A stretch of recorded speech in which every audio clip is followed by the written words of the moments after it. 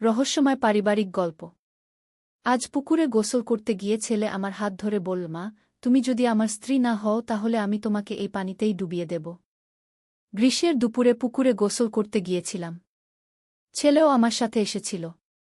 পানিতে নেমে গোসল করছিলাম। হঠাৎ সে আমার কাছে এসে আমার হাত ধরল। মা, এই গভীর পানিতে তুমি একা থাকলে বিপদ হতে পারে। আমি বললাম, কি বিপদ? সে বলল, ডুবে যেতে পারো। আমি হাসলাম। আমি তো সাঁতার জানি। সে আমার হাত আরও শক্ত করে ধরল।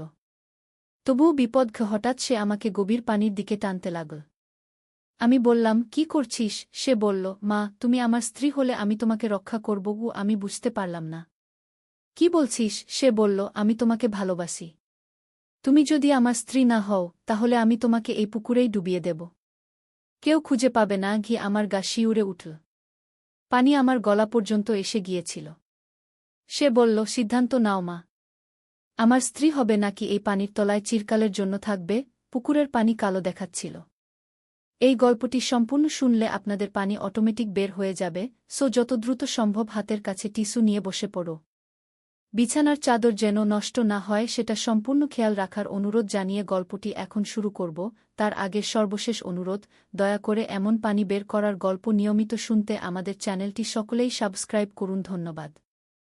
হ্যালো বন্ধুরা, আমার নাম মায়া দাস। আমার বয়স 40 বছর। আমার স্বামীর নাম রবিন দাস, বয়স 43 বছর। আমাদের 2 সন্তান, তন্ময় আর রিয়া। তন্ময় 20 বছর বয়সী, বিশ্ববিদ্যালয়ে পড়ে। রিয়া 13 বছর বয়সী, স্কুলে যায়। এই ঘটনাটা ঘটেছিল গত মাসের কথা। আমাদের গ্রামের বাড়িতে গিয়েছিলাম সবাই মিলে। গ্রীষ্মের ছুটিতে বাচ্চাদের নিয়ে বেড়াতে যাওয়ার প্ল্যান করেছিলাম। কিন্তু যা ঘটল তা কোনোদিন ভাবিনি। সেদিন সকালে ঘুম থেকে উঠে দেখি তন্ময় নেই ঘরে। রবিন বলল, হয়তো বাইরে গেছে। কিন্তু আমার মন খারাপ লাগছিল। কেন জানি না, একটা অস্বস্তি কাজ করছিল মনে। দুপুরে খাওয়ার পর আমি পুকুরে গোসল করতে গেলাম। গ্রীষ্মের গরমে শরীর ঝলসে যাচ্ছিল। পুকুরের পানি ঠান্ডা আর পরিষ্কার। আমি সাডি পরেই পানিতে নামলাম। পুকুরটা বেশ গভীর, কিন্তু আমি ভালো সাঁতার জানি। তাই কোনো ভয় নেই। হঠাৎ দেখি তন্ময় পুকুরের ধারে এসে দাঁড়িয়েছে। মা, একা একা গোসল করছো কেন? সে জিজ্ঞেস করল। আমি বললাম, গরমে আর পারছি না। তুমিও নেমো। কিন্তু তন্ময়ের চোখে অন্যরকম একটা ভাব, যেন সে আমাকে অনেকক্ষণ ধরে লক্ষ্য করছে। তন্ময় কাপড় পরেই পানিতে নামল। আমার কাছে এসে দাঁড়াল। মা, পানি অনেক ঠান্ডা। সে বলল। হ্যাঁ, পানি ঠান্ডাই ছিল। কিন্তু তন্ময়ের কণ্ঠস্বরে একটা অদ্ভুত রকমের কম্পন। তুমি ঠিক আছো? আমি জিজ্ঞেস করলাম। তন্ময় কিছুক্ষণ চুপ থাকল। তারপর হঠাৎ আমার হাত ধরল। মা, আমার একটা কথা আছে। আমি অবাক হলাম। কি কথা? তন্ময় আমার দিকে এমনভাবে তাকাল যেন সে আমাকে চেনে না। মা, তুমি জানো আমি তোমাকে কতটা ভালোবাসি? সে বলল। আমি হাসলাম। অবশ্যই জানি। তুমি আমার ছেলে। কিন্তু তন্ময় মাথা নাড়ল। না মা, আমি অন্যভাবে ভালোবাসি। আমি বুঝতে পারলাম না তন্ময় কি বলতে চায়। হঠাৎ তন্ময় আমার 2 হাত শক্ত করে ধরল। মা, আমি তোমাকে স্ত্রী হিসেবে চাই। আমার মাথায় যেন বজ্রপাত হল। কি বলছিস তুমি? আমি চিৎকার করে উঠলাম। তন্ময় আমার হাত ছাড়ল না, বরং আরও শক্ত করে ধরল। মা, আমি সিরিয়াস। তুমি আমার স্ত্রী হও। নইলে কি? সে থামল। নইলে কি? আমি কাপা গলায় জিজ্ঞেস করলাম। তন্ময় হাসল। একটা ভয়ঙ্কর হাসি। নইলে আমি তোমাকে এই পুকুরেই ডুবিয়ে মারব। আমার হাত পা কাঁপতে শুরু করল। এ কেমন ছেলে আমার? কিভাবে তার মাকে নিয়ে এমন কথা বলতে পারে? তন্ময়, তুমি পাগল হয়ে গেছ নাকি? আমি চিৎকার করলাম। তন্ময় আমাকে আরও গভীর পানির দিকে টানতে শুরু করল। মা, আমি পাগল না। আমি তোমাকে সত্যিই ভালোবাসি। তুমি এত সুন্দর, এত আকর্ষণীয়। বাবা তোমার যোগ্য না। আমি চেষ্টা করলাম তার হাত ছাড়াতে, কিন্তু তন্ময় খুবই শক্তিশালী। 20 বছরের যুবক। পানি আমার বুক পর্যন্ত এসে গেল। তন্ময় আমাকে আরও টানছে। ছাড় আমাকে, আমি চিৎকার করলাম। কিন্তু আশেপাশে কেউ নেই। সবাই দুপুরের খাওয়া-দাওয়া সেরে ঘুমাচ্ছে। মা, চিৎকার করে লাভ নেই। কেউ শুনবে না। তন্ময় বলল। তার চোখে পাগলামির ছাপ। তুমি যদি আমার কথা শুনো তাহলে আমি তোমাকে সারা জীবন সুখী রাখব। আমরা দুজনে অন্য কোথাও চলে যাব। একসাথে থাকব। আমি কাঁদতে শুরু করলাম। তন্ময়, তুমি আমার ছেলে। কিভাবে তুমি এমন কথা বলছো? কিন্তু তন্ময় আমার কথা শুনছে না। সে আমাকে আরও গভীরে টানছে। পানি এখন আমার গলা পর্যন্ত এসেছে। মা, সিদ্ধান্ত নাও। আমার স্ত্রী হবে নাকি এই পুকুরের তলায় চিরকালের জন্য থাকবে? তন্ময় বলল। তার কণ্ঠে কোনো দয়া নেই, যেন সে সত্যিই আমাকে মেরে ফেলতে পারে। আমি চেষ্টা করলাম সাঁতার দিয়ে তীরের দিকে যেতে, কিন্তু তন্ময় আমার পা ধরে ফেল। কোথায় যাচ্ছ মা? সে হেসে বলল। আমি পানির নিচে চলে গেলাম। মুখ দিয়ে পানি ঢুকে গেল। আমি হাত পা ছোড়াছুড়ি করলাম। কোনোরকমে মাথা তুলে শ্বাস নিলাম। হেল্পো! আমি চিৎকার করলাম। কেউ আছো? বাঁচাও আমাকে! কিন্তু তন্ময় আমার মুখ চেপে ধরল। চুপ থাকো মা, কেউ আসবে না গি। হঠাৎ পুকুরের ধারে কোলাহল শুনতে পেলাম। কেউ আসছে। তন্ময় আমার হাত ছেড়ে দিল। আমি যত দ্রুত পারি তীরের দিকে সাঁতার দিলাম। পুকুরের ধারে দেখি রবিন আর রিয়া দৌড়ে আসছে। কি হয়েছে? এত চিৎকার কেন? রবিন জিজ্ঞেস করল। আমি কাঁদতে কাঁদতে তীরে উঠলাম। তন্ময়, তন্ময় আমাকে গু। কিন্তু কথাগুলো বলতে পারলাম না। তন্ময় পানি থেকে উঠে এল। সে স্বাভাবিক ভাব করে বলল, মার পা পিছলে গিয়েছিল। আমি বাঁচিয়েছি কি? রবিন তন্ময়ের কথা বিশ্বাস করল। তুমি সাবধান থাকো, সে আমাকে বলল। আমি তন্ময়ের দিকে তাকালাম। সে এমনভাবে হাসছে যেন কিছুই হয়নি। কিন্তু তার চোখে একটা হুমকি, যেন বলছে, কাউকে কিছু বলো না। সেদিন রাতে আমি ঘুমাতে পারিনি। তন্ময়ের কথাগুলো বারবার মনে আসছিল। সে কি সত্যিই আমাকে মেরে ফেলত? তার নিজের মাকে? পরের দিন সকালে তন্ময় আমার কাছে এল।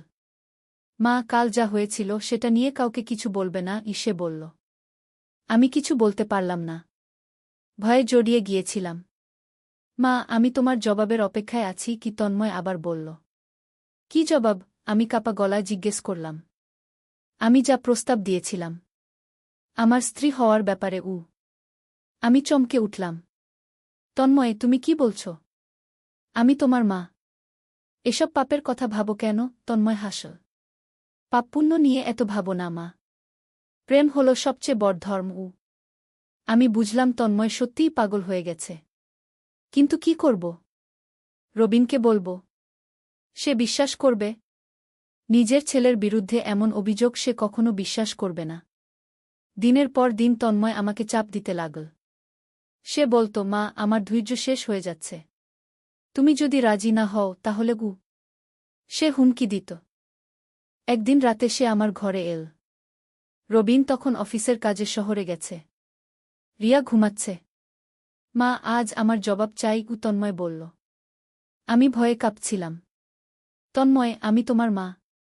এসব অন্যায়ের কথা ভুলে যাও। কিন্তু তন্ময় আমার কাছে এগিয়ে এল। মা, আমি আর অপেক্ষা করতে পারছি না গি। হঠাৎ ঘরের দরজা খুলে গেল। রিয়া ঘুম থেকে উঠে এসেছে। মা, পানি দরকার, সে বলল। তন্ময় তাড়াতাড়ি সরে গেল। আমি স্বস্তির নিঃশ্বাস ফেললাম। কিন্তু আমি বুঝলাম এভাবে আর চলবে না। তন্ময়কে থামাতে হবে। কিন্তু কিভাবে? সে তো আমার নিজের ছেলে। পরের দিন আমি গ্রামের পুরোহিতের কাছে গেলাম। ঠাকুর, আমার ছেলের মাথায় খারাপ ভূত ঢুকেছে মনে হয়, আমি বললাম। পুরোহিত আমার কথা শুনলেন।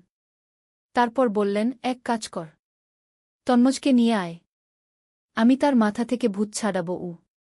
আমি তন্মজকে পুরোহিতের কাছে নিয়ে গেলাম। ঠাকুর, আমার মা বলছে আমার মাথায় ভূত আছে কি? তন্ময় হেসে বলল।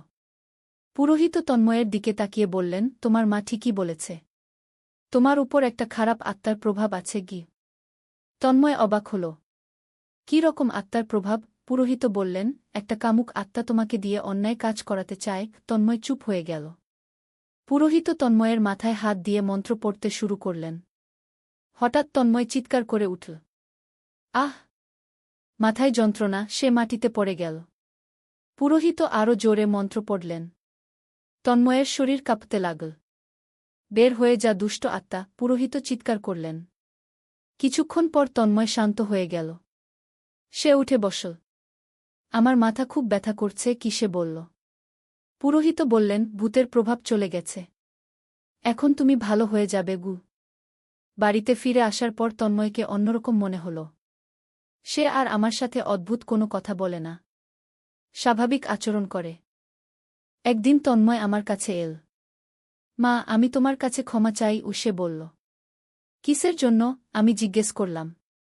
তন্ময় বলল, আমি কি যেন অদ্ভুত কথাবার্তা বলেছিলাম, কিন্তু মনে করতে পারছি না গি। আমি স্বস্তি পেলাম। তন্ময় আসলেই ভালো হয়ে গেছে। পুরোহিতের মন্ত্রের প্রভাবে সত্যিই দুষ্ট আত্মা চলে গেছে। কিন্তু কয়েকদিন পর আবার সেই পুরনো সমস্যা শুরু হল। তন্ময় আবার আমাকে অদ্ভুত কথা বলতে শুরু করল। মা, আমি আবার তোমার কথা ভাবছি, সে বলল।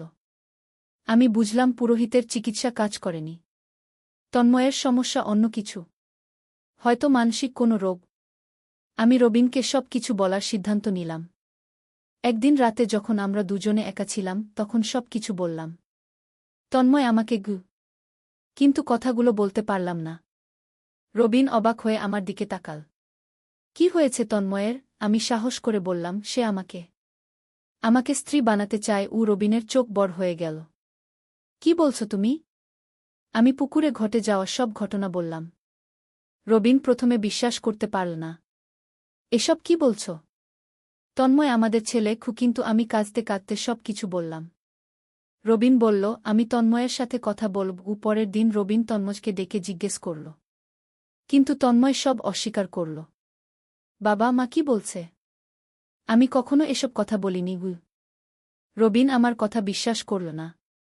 তুমি হয়তো ভুল বুঝেছ, সে বলল। কিন্তু আমি জানি আমি কোনো ভুল করিনি। তন্ময় সত্যিই এসব বলেছে। এভাবে দিন কাটতে লাগল। তন্ময়ের অদ্ভুত আচরণ বাড়তেই লাগল। সে রাতের বেলা আমার ঘরের দরজার কাছে এসে দাঁড়াত। দরজার উপর দিয়ে আমাকে দেখত। একদিন আমি ঠিক করলাম তন্ময়ের সাথে খোলাখুলি কথা বলব। তন্ময়, তুমি কেন এসব করছ? আমি জিজ্ঞেস করলাম। তন্ময় হাসল। আমি কিছু করছি না মা। আমি তো তোমাকে ভালোবাসি। কিন্তু এটা ভুল ভালোবাসা গু, আমি বললাম। আমি তোমার মা গি। তন্ময় মাথা নাড়ল। না মা, তুমি শুধু আমার মা নও, তুমি একজন সুন্দর নারীও। আমি আর কোনো কথা বলতে পারলাম না। তন্ময়ের মানসিকতা সম্পূর্ণ বিকৃত হয়ে গেছে। তাকে চিকিৎসার দরকার। আমি একজন মনের ডাক্তারের সাথে যোগাযোগ করলাম। ডাক্তার বললেন, এটা একটা মানসিক রোগ। রোগীর মনে তার মায়ের প্রতি অস্বাভাবিক আকর্ষণ জন্মায়। তিনি বললেন, এর চিকিৎসা আছে, কিন্তু রোগীকে নিয়মিত কাউন্সেলিং করাতে হবে। আমি রবিনকে ডাক্তারের কথা বললাম। এবার রবিনও বুঝল যে তন্ময়ের সমস্যা সত্যিই আছে। আমরা তন্ময়কে ডাক্তারের কাছে নিয়ে গেলাম। ডাক্তার তন্ময়ের সাথে অনেকক্ষণ কথা বললেন। তারপর আমাদের বললেন, তন্ময়ের অডিপাল কমপ্লেক্স নামক একটা মানসিক সমস্যা আছে। এতে ছেলেরা তাদের মায়ের প্রতি অস্বাভাবিক আকর্ষণ অনুভব করে।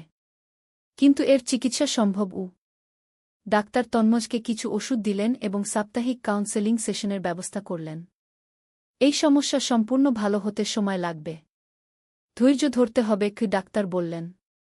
প্রথম কয়েকটা সেশনের পর তন্ময়ের মধ্যে কিছুটা পরিবর্তন দেখা গেল। সে আর আগের মতো অদ্ভুত কথা বলত না, কিন্তু মাঝে মাঝেই তার পুরনো সমস্যা ফিরে আসত। একদিন সে আমার কাছে এসে বলল, মা, আমি জানি আমার একটা সমস্যা আছে, কিন্তু আমি চেষ্টা করছি এটা ঠিক করতে। আমি খুশি হলাম।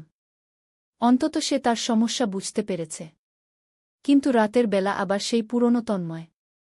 সে আমার ঘরের বাইরে দাঁড়িয়ে থাকত, দরজার ফাঁক দিয়ে আমাকে দেখত। আমি ভয়ে দরজায় চিটকিনি লাগিয়ে রাখতাম। একদিন রাতে সে দরজায় নক করল। মা, দরজা খোলো, সে বলল। আমি জবাব দিলাম না। মা, আমি জানি তুমি জেগে আছ। দরজা খোলো, সে আবার বলল। আমি চুপ করে রইলাম। হঠাৎ সে দরজায় জোরে ধাক্কা দিতে শুরু করল। মা, দরজা খোলো, আমার তোমার সাথে কথা আছে। আমি ভয়ে কাঁপতে লাগলাম। দরজা ভেঙে যাওয়ার মতো অবস্থা। আমি চিৎকার করে উঠলাম, রবিন, রবিন, রবিন ঘুম থেকে উঠে এল। কি হয়েছে? সে জিজ্ঞেস করল। তন্ময় তাড়াতাড়ি নিজের ঘরে চলে গেল। তন্ময় দরজা ভাঙতে চেষ্টা করছিল। আমি বললাম। রবিন তন্ময়ের ঘরে গিয়ে দেখল সে ঘুমাচ্ছে। তুমি হয়তো স্বপ্ন দেখেছ, রবিন বলল। কিন্তু আমি জানি এটা কোনো স্বপ্ন ছিল না। পরের দিন সকালে তন্ময় স্বাভাবিক ভাব করে আমার কাছে এল। মা, আমার ওষুধ দিয়ে দাও, সে বলল। আমি ওষুধ দিলাম। কিন্তু মনে মনে ভাবলাম এই ওষুধ আসলে কোনো কাজ করছে কিনা। কয়েকদিন পর আমি লক্ষ্য করলাম তন্ময় তার ওষুধ খাচ্ছে না। সে ওষুধগুলো লুকিয়ে রাখছে। আমি তাকে জিজ্ঞেস করলাম, তুমি ওষুধ খাও না কেন? সে বলল, ওষুধ খেলে আমার মাথা ঘোরে। আমি বুঝলাম তন্ময় ইচ্ছে করে ওষুধ খাচ্ছে না। সে চায় তার পুরনো অবস্থায় ফিরে যেতে। আমি ডাক্তারকে এ কথা বললাম। ডাক্তার বললেন, তাহলে তাকে জোর করে ওষুধ খাওয়াতে হবে। কিন্তু তন্ময় ২০ বছরের যুবক। তাকে জোর করে ওষুধ খাওয়ানো সম্ভব না। সে চাইলে বাড়ি ছেড়ে চলেও যেতে পারে। তখন তার কী অবস্থা হবে কে জানে। আমি অন্য পথ খোঁজার চেষ্টা করলাম।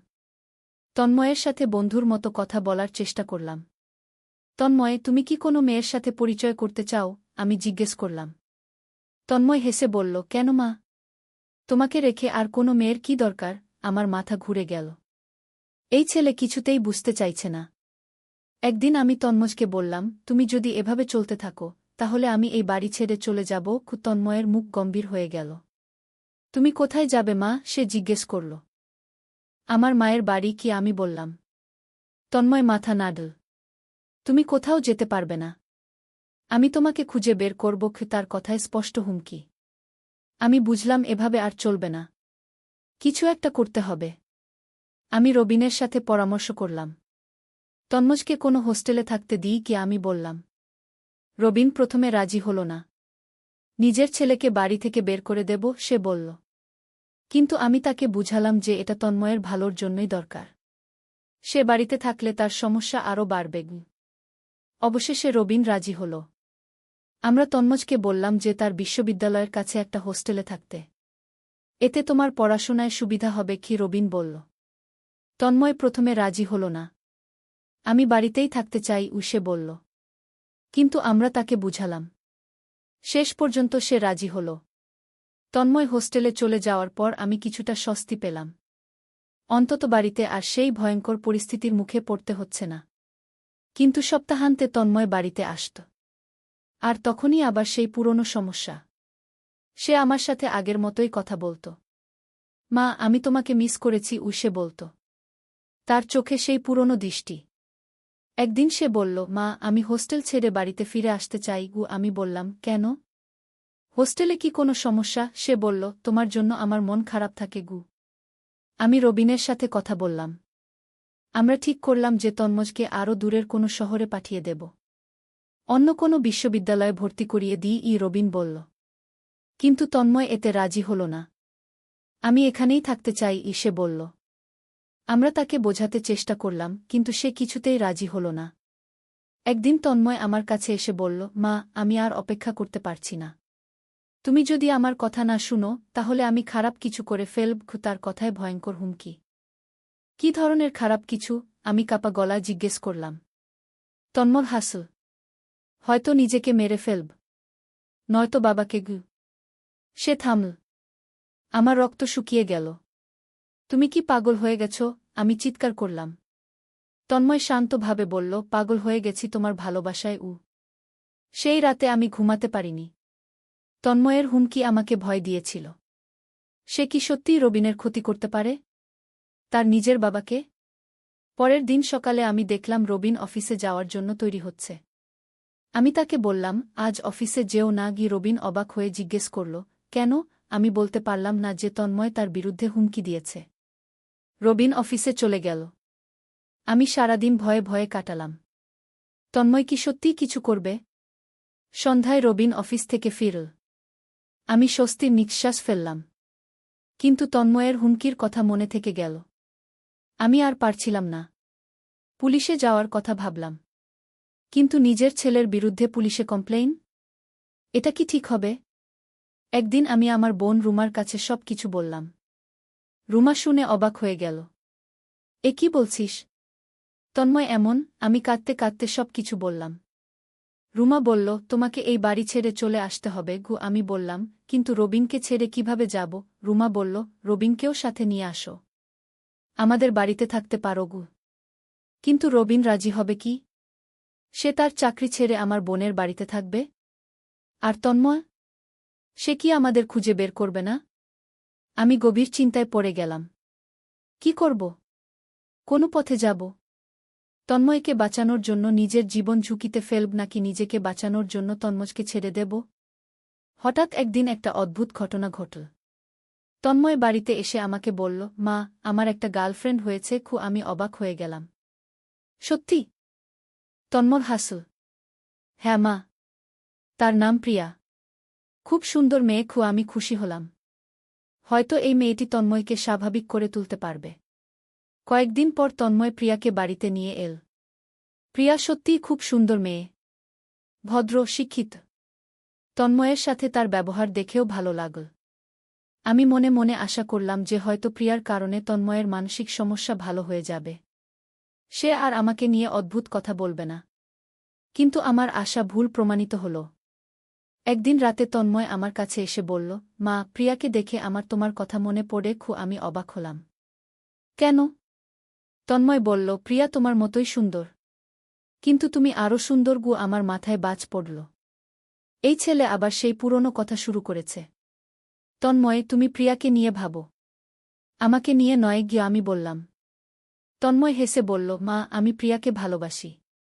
কিন্তু তোমাকে ভালোবাসি অন্যভাবে।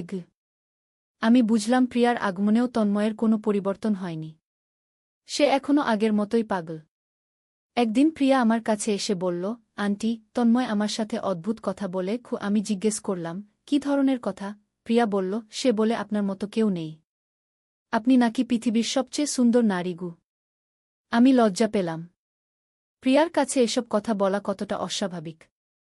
প্রিয়া, তন্ময়ের একটা মানসিক সমস্যা আছে। তুমি তার কথায় কান দিও না। আমি বললাম। প্রিয়া অবাক হয়ে বলল, কি ধরনের সমস্যা? আমি সব কিছু বলতে পারলাম না। শুধু বললাম সে ডাক্তারের কাছে চিকিৎসা নিচ্ছে। কয়েকদিন পর প্রিয়া আমার কাছে এসে বলল, আন্টি, আমি তন্ময়ের সাথে ব্রেকআপ করতে চাই। আমি জিজ্ঞেস করলাম, কেন? কি হয়েছে? প্রিয়া বলল, তন্ময় আমাকে বলেছে যে সে আপনাকে ভালোবাসে, আপনাকে বিয়ে করতে চায়। আমার মাথা ঘুরে গেল। তন্ময় প্রিয়াকেও এসব কথা বলেছে? প্রিয়া, তুমি এসব কথায় কান দিও না। আমি বললাম। কিন্তু প্রিয়া বলল, আন্টি, আমি আর পারছি না। এমন ছেলের সাথে সম্পর্ক রাখতে পারব না। প্রিয়া তন্ময়কে ছেড়ে চলে গেল। তন্ময় খুব রেগে গেল। সব তোমার দোষ মা। সে আমাকে বলল। তুমি প্রিয়াকে আমার বিরুদ্ধে বলেছ। আমি বললাম, আমি কিছু বলিনি। তুমিই তো তাকে অদ্ভুত কথা বলেছ। তন্ময় চিৎকার করে বলল, আমি যা বলেছি সব সত্যি। আমি তোমাকেই ভালোবাসি। সেই রাতে তন্ময় আমার ঘরে ঢোকার চেষ্টা করল। কিন্তু আমি দরজায় শক্ত করে চিটকিনি লাগিয়ে রেখেছিলাম। সে দরজায় ধাক্কা দিতে লাগল। মা, দরজা খোলো। আমার সাথে কথা বলো। আমি ভয়ে কাঁপছিলাম। রবিন গভীর ঘুমে। রিয়াও ঘুমাচ্ছে। শুধু আমি জেগে আছি এই ভয়ঙ্কর পরিস্থিতির মধ্যে। তন্ময় প্রায় 1 ঘণ্টা দরজায় ধাক্কা দিল। তারপর ক্লান্ত হয়ে চলে গেল। আমি সারারাত জেগে রইলাম। পরের দিন সকালে আমি রবিনকে রাতের ঘটনা বললাম। রবিন তন্ময়কে ডেকে বকাঝকা করল। তুমি মায়ের ঘুমের ব্যাঘাত করো কেন? রবিন বলল। তন্ময় বলল, আমি মায়ের সাথে শুধু কথা বলতে চেয়েছিলাম। রবিন বলল, রাতের বেলা? এমন সময় কি কথা? তন্ময় চুপ হয়ে গেল। আমি বুঝলাম যে এভাবে আর চলবে না। তন্ময়কে কঠোর চিকিৎসার দরকার। হয়তো হাসপাতালে ভর্তি করতে হবে। আমি ডাক্তারের সাথে কথা বললাম। ডাক্তার বললেন, রোগীর অবস্থা গুরুতর হয়ে গেছে। তাকে মানসিক হাসপাতালে ভর্তি করানো দরকার। কিন্তু তন্ময়কে জোর করে হাসপাতালে নেওয়া যাবে? সে তো রাজি হবে না। আর আদালতের অনুমতি ছাড়া কাউকে জোর করে মানসিক হাসপাতালে ভর্তি করানো যায় না। ডাক্তার বললেন, আপনাদের আদালতে মামলা করতে হবে। প্রমাণ করতে হবে যে রোগী নিজের এবং অন্যদের জন্য ক্ষতিকর। কিন্তু নিজের ছেলের বিরুদ্ধে আদালতে মামলা? এটা কি সম্ভব? আমি কি করব? হঠাৎ একদিন একটা অপ্রত্যাশিত ঘটনা ঘটল। তন্ময় আমার কাছে এসে বলল, মা, আমি ভুল বুঝেছিলাম। আমি অবাক হয়ে গেলাম। কি ভুল বুঝেছিলে? তন্ময় বলল, আমি আসলে তোমাকে ভালোবাসি না। আমি কনফিউজড ছিলাম। আমি বিশ্বাস করতে পারলাম না। এত সহজে তন্ময়ের মন পরিবর্তন হয়ে গেল? তাহলে আগে যা যা বলেছিলে? আমি জিজ্ঞেস করলাম। তন্ময় বলল, আমার মাথা ঠিক ছিল না। কিন্তু এখন বুঝতে পারছি যে এসব ভুল ছিল। আমি খুশি হলাম। কিন্তু একই সাথে সন্দেহ হল। তন্ময় কি সত্যিই ভালো হয়ে গেছে নাকি এটা কোনো কৌশল? কয়েকদিন তন্ময়ের আচরণ লক্ষ্য করলাম। সে সত্যিই স্বাভাবিক আচরণ করছে। আমার সাথে মাছেলের মতো কথা বলছে। আর কোনো অদ্ভুত কথা বলছে না। একদিন সে বলল, মা, আমি প্রিয়াকে ফিরে পেতে চাই। তার কাছে ক্ষমা চাইব। আমি বললাম, হ্যাঁ, সেটা ভালো হবে গু। তন্ময় প্রিয়ার কাছে গিয়ে ক্ষমা চাইল। প্রিয়া প্রথমে বিশ্বাস করল না। কিন্তু তন্ময় তাকে বোঝাল যে সে সত্যিই পরিবর্তন হয়েছে। আস্তে আস্তে প্রিয়াও তন্ময়ের পরিবর্তন দেখল। তারা আবার একসাথে হল। আমি স্বস্তি পেলাম। অবশেষে তন্ময় স্বাভাবিক হয়েছে। 1 বছর পর তন্ময় আর প্রিয়ার বিয়ে হল। বিয়ের দিন আমি খুব খুশি ছিলাম। অবশেষে আমার ছেলে একজন ভালো মেয়ে পেয়েছে। তার মানসিক সমস্যাও ভালো হয়েছে। বিয়ের পর তন্ময় আর প্রিয়া আলাদা একটা ফ্ল্যাটে থাকতে শুরু করল। আমি আরও স্বস্তি পেলাম। এখন আর কোনো সমস্যা নেই। কিন্তু কয়েক মাস পর একটা অদ্ভুত ঘটনা ঘটল। প্রিয়া একদিন আমার কাছে এসে কাঁদতে কাঁদতে বলল, আন্টি, তন্ময় আবার আগের মতো হয়ে গেছে গিউ। আমার বুকটা ধক করে উঠল। কি বলছিস প্রিয়া? আমি জিজ্ঞেস করলাম। প্রিয়া বলল, সে রাতের বেলা আপনার নাম নিয়ে স্বপ্নে কথা বলে। আর আমাকে বলে যে আমি আপনার মতো সুন্দর নই গি। আমার মাথা ঘুরে গেল। তাহলে তন্ময়ের সমস্যা আসলে ভালো হয়নি? সে শুধু লুকিয়ে রেখেছিল? প্রিয়া আরও বলল, কাল রাতে সে আমাকে আপনার নাম ধরে ডাকল। বলল, মায়া, আমি তোমাকে ভালোবাসি। আমি শুনে অজ্ঞান হয়ে যাওয়ার মতো অবস্থা হল। প্রিয়া, তুমি এখানেই থাকো। তন্ময়ের কাছে ফিরে যেও না গিয়ে আমি বললাম। প্রিয়া বলল, কিন্তু আন্টি, আমি তো তার স্ত্রী। কিভাবে ছেড়ে যাব? আমি প্রিয়াকে সব কিছু বললাম। তন্ময়ের আসল সমস্যার কথা। প্রিয়া শুনে ভয় পেয়ে গেল। আন্টি, এখন আমি কি করব? আমি বললাম, তুমি তোমার বাবা মায়ের কাছে চলে যাও। তন্ময়ের সাথে আর থাকতে পারবে না গি। প্রিয়া কাঁদতে কাঁদতে বলল, কিন্তু সবাই কি বলবে? সবাই যা বলার বলবে। কিন্তু তোমার জীবনের চেয়ে বড় কিছু নেই গি। আমি বললাম। প্রিয়া তার বাবা মায়ের কাছে চলে গেল। তন্ময় রেগে গেল। সে আমার কাছে এসে চিৎকার করে বলল, তুমি আবার প্রিয়াকে আমার বিরুদ্ধে বলেছ। আমি বললাম, আমি সত্যি কথাই বলেছি। তুমি ভালো হয়নি। তুমি এখনো অসুস্থ। তন্ময় হেসে বলল, আমি অসুস্থ না মা। আমি তোমাকে ভালোবাসি। এটাই সত্যি গি। আমি আর কিছু বলতে পারলাম না। তন্ময় আবার আগের মতো হয়ে গেছে। হয়তো সে কখনোই ভালো হয়নি। শুধু ভান করেছিল। সেই রাত থেকে আবার আগের মতো সমস্যা শুরু হল। তন্ময় আমার ঘরে আসার চেষ্টা করত। আমাকে অদ্ভুত কথা বলত। আমি আবার ভয়ে ভয়ে দিন কাটাতে লাগলাম। একদিন সে বলল, মা, প্রিয়া চলে গেছে। এখন তুমিই আমার সব গু। আমি বললাম, তন্ময়, তুমি অন্য কোনো মেয়ের কথা ভাবো। তন্ময় মাথা নাড়ল। আমার আর কোনো মেয়ে লাগবে না। তুমিই আছো গু। আমি রবিনের সাথে কথা বললাম। তন্ময়কে এখনই মানসিক হাসপাতালে নিয়ে যেতে হবে গু। আমি বললাম। রবিন এবার আর আপত্তি করল না। সেও বুঝেছে যে তন্ময়ের সমস্যা গুরুতর। কিন্তু তন্ময় হাসপাতালে যেতে রাজি হল না। আমি পাগল না গি, সে বলল। আমাকে কেউ হাসপাতালে নিতে পারবে না গি। আমরা পুলিশের সাহায্য নিলাম। পুলিশ এসে তন্ময়কে ধরে নিয়ে গেল। তন্ময় চিৎকার করে বলল, মা, তুমি আমার সাথে বিশ্বাসঘাতকতা করলে। তন্ময়কে হাসপাতালে ভর্তি করানোর পর আমি কিছুটা স্বস্তি পেলাম। অন্তত এখন আর ভয়ে থাকতে হচ্ছে না। ডাক্তার বললেন, তন্ময়ের সমস্যা খুবই গভীর। দীর্ঘ চিকিৎসার দরকার হবে গু। আমি জিজ্ঞেস করলাম, কতদিন লাগবে? ডাক্তার বললেন, বলা মুশকিল। হয়তো কয়েক বছর গু। আমি ভাবলাম, কয়েক বছর তন্ময় হাসপাতালে থাকবে। আমি এই সময়ে শান্তিতে থাকতে পারব। কিন্তু 6 মাস পর ডাক্তার বললেন, তন্ময়ের অবস্থার উন্নতি হয়েছে। তাকে বাড়িতে নিয়ে যেতে পারেন। আমি ভয় পেয়ে গেলাম। এত তাড়াতাড়ি? ডাক্তার বললেন, সে এখন নিয়মিত ওষুধ খাচ্ছে। আর কোনো অস্বাভাবিক আচরণ করছে না। কিন্তু আমার মন বলছিল যে তন্ময় আবার ভান করছে। তবুও আমরা তন্ময়কে বাড়িতে নিয়ে এলাম। প্রথম কয়েকদিন সে ভালোই ছিল। স্বাভাবিক আচরণ করত। নিয়মিত ওষুধ খেত। কিন্তু একদিন রাতে আমি দেখলাম সে তার ওষুধ ফেলে দিচ্ছে। আমি বুঝে গেলাম যে সে আবার ওষুধ খাওয়া বন্ধ করে দিয়েছে। পরের দিন থেকেই তার আচরণে পরিবর্তন দেখা গেল। সে আবার আগের মতো আমাকে অদ্ভুত কথা বলতে শুরু করল। মা, হাসপাতালে থাকতে থাকতে আমি বুঝেছি যে আমি সত্যিই তোমাকে ভালোবাসি, সে বলল। আমার মনে হলো আকাশ ভেঙে পড়ল। আমি আর পারলাম না। সেই রাতেই আমি রবিনকে বললাম, আমি এই বাড়ি ছেড়ে চলে যাব। রবিন বলল, কোথায় যাবে? আমি বললাম, আমার বোনের কাছে। রবিন বলল, আমিও সাথে যাব। আমি খুশি হলাম। অন্তত রবিন আমাকে একা ছেড়ে দেবে না। আমরা পরের দিন সকালে বাড়ি থেকে বেরিয়ে গেলাম। রিয়াকেও সাথে নিয়ে গেলাম। তন্ময় তখন কলেজে গিয়েছিল। সে ফিরে এসে দেখবে ঘর খালি। আমার বোনের বাড়িতে গিয়ে আমি কিছুটা শান্তি পেলাম। অন্তত এখানে তন্ময় আমাকে বিরক্ত করতে পারবে না। কিন্তু 2 দিন পর তন্ময় আমাদের খুঁজে বের করল। সে আমার বোনের বাড়িতে এসে হাজির। মা, তুমি কেন চলে এলে? সে চিৎকার করে বলল। আমি ভয়ে লুকিয়ে রইলাম। আমার বোন রুমা তন্ময়কে বলল, তোমার মা এখানে নেই কি? কিন্তু তন্ময় বলল, আমি জানি মা এখানে আছে। আমি তাকে নিয়ে যাব। রুমা পুলিশে ফোন করার হুমকি দিল। তন্ময় বলল, পুলিশ ডাকো। আমি আমার মাকে নিয়ে যাব কি? তার কথায় এমন এক গুয়েমি যে মনে হচ্ছিল সে সত্যিই কিছু করে ফেলবে। রুমা পুলিশে ফোন করল। পুলিশ এসে তন্ময়কে বুঝিয়ে নিয়ে গেল। কিন্তু আমি জানি সে আবার আসবে। সত্যিই পরের দিন তন্ময় আবার এল।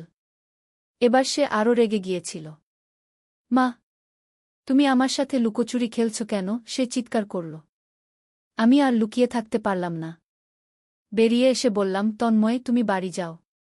আমি তোমার সাথে যাব না। তন্ময় বলল, তুমি না গেলে আমি এখানেই থেকে যাব। সত্যিই তন্ময় আমার বোনের বাড়ির সামনে বসে রইল। সে বলল যে আমি না গেলে সে খাবে না, ঘুমাবে না। আমার বোনের পরিবার অস্বস্তিতে পড়ে গেল। তন্ময়ের কারণে তাদের স্বাভাবিক জীবন ব্যাহত হচ্ছে। শেষ পর্যন্ত আমি তন্ময়ের সাথে একটা চুক্তি করলাম।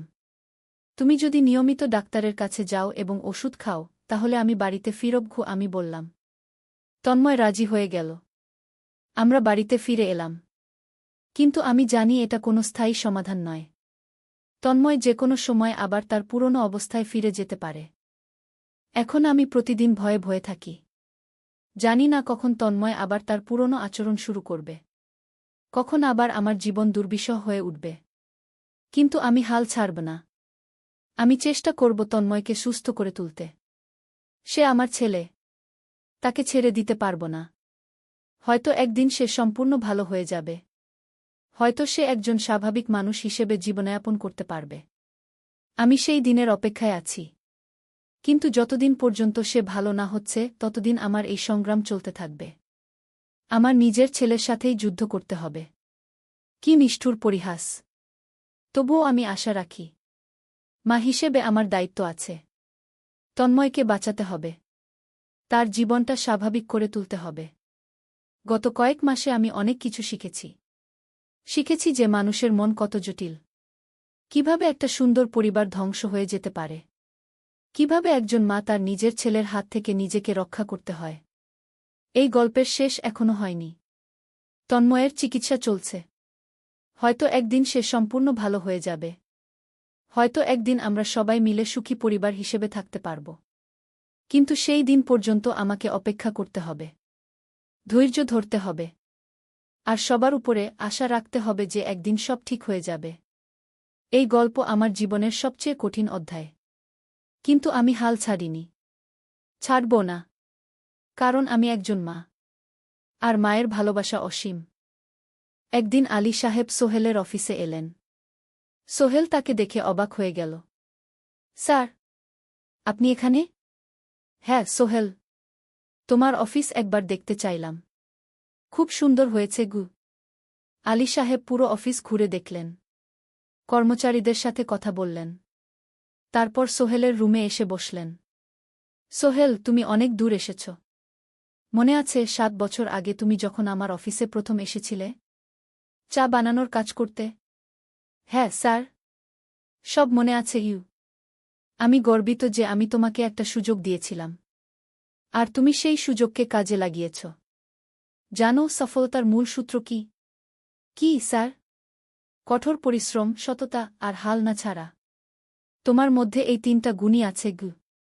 সোহেল চোখে জল নিয়ে বলল, আপনি না থাকলে আজ আমি এখানে পৌঁছাতে পারতাম না স্যার। না সোহেল, আমি শুধু একটা দরজা খুলে দিয়েছিলাম।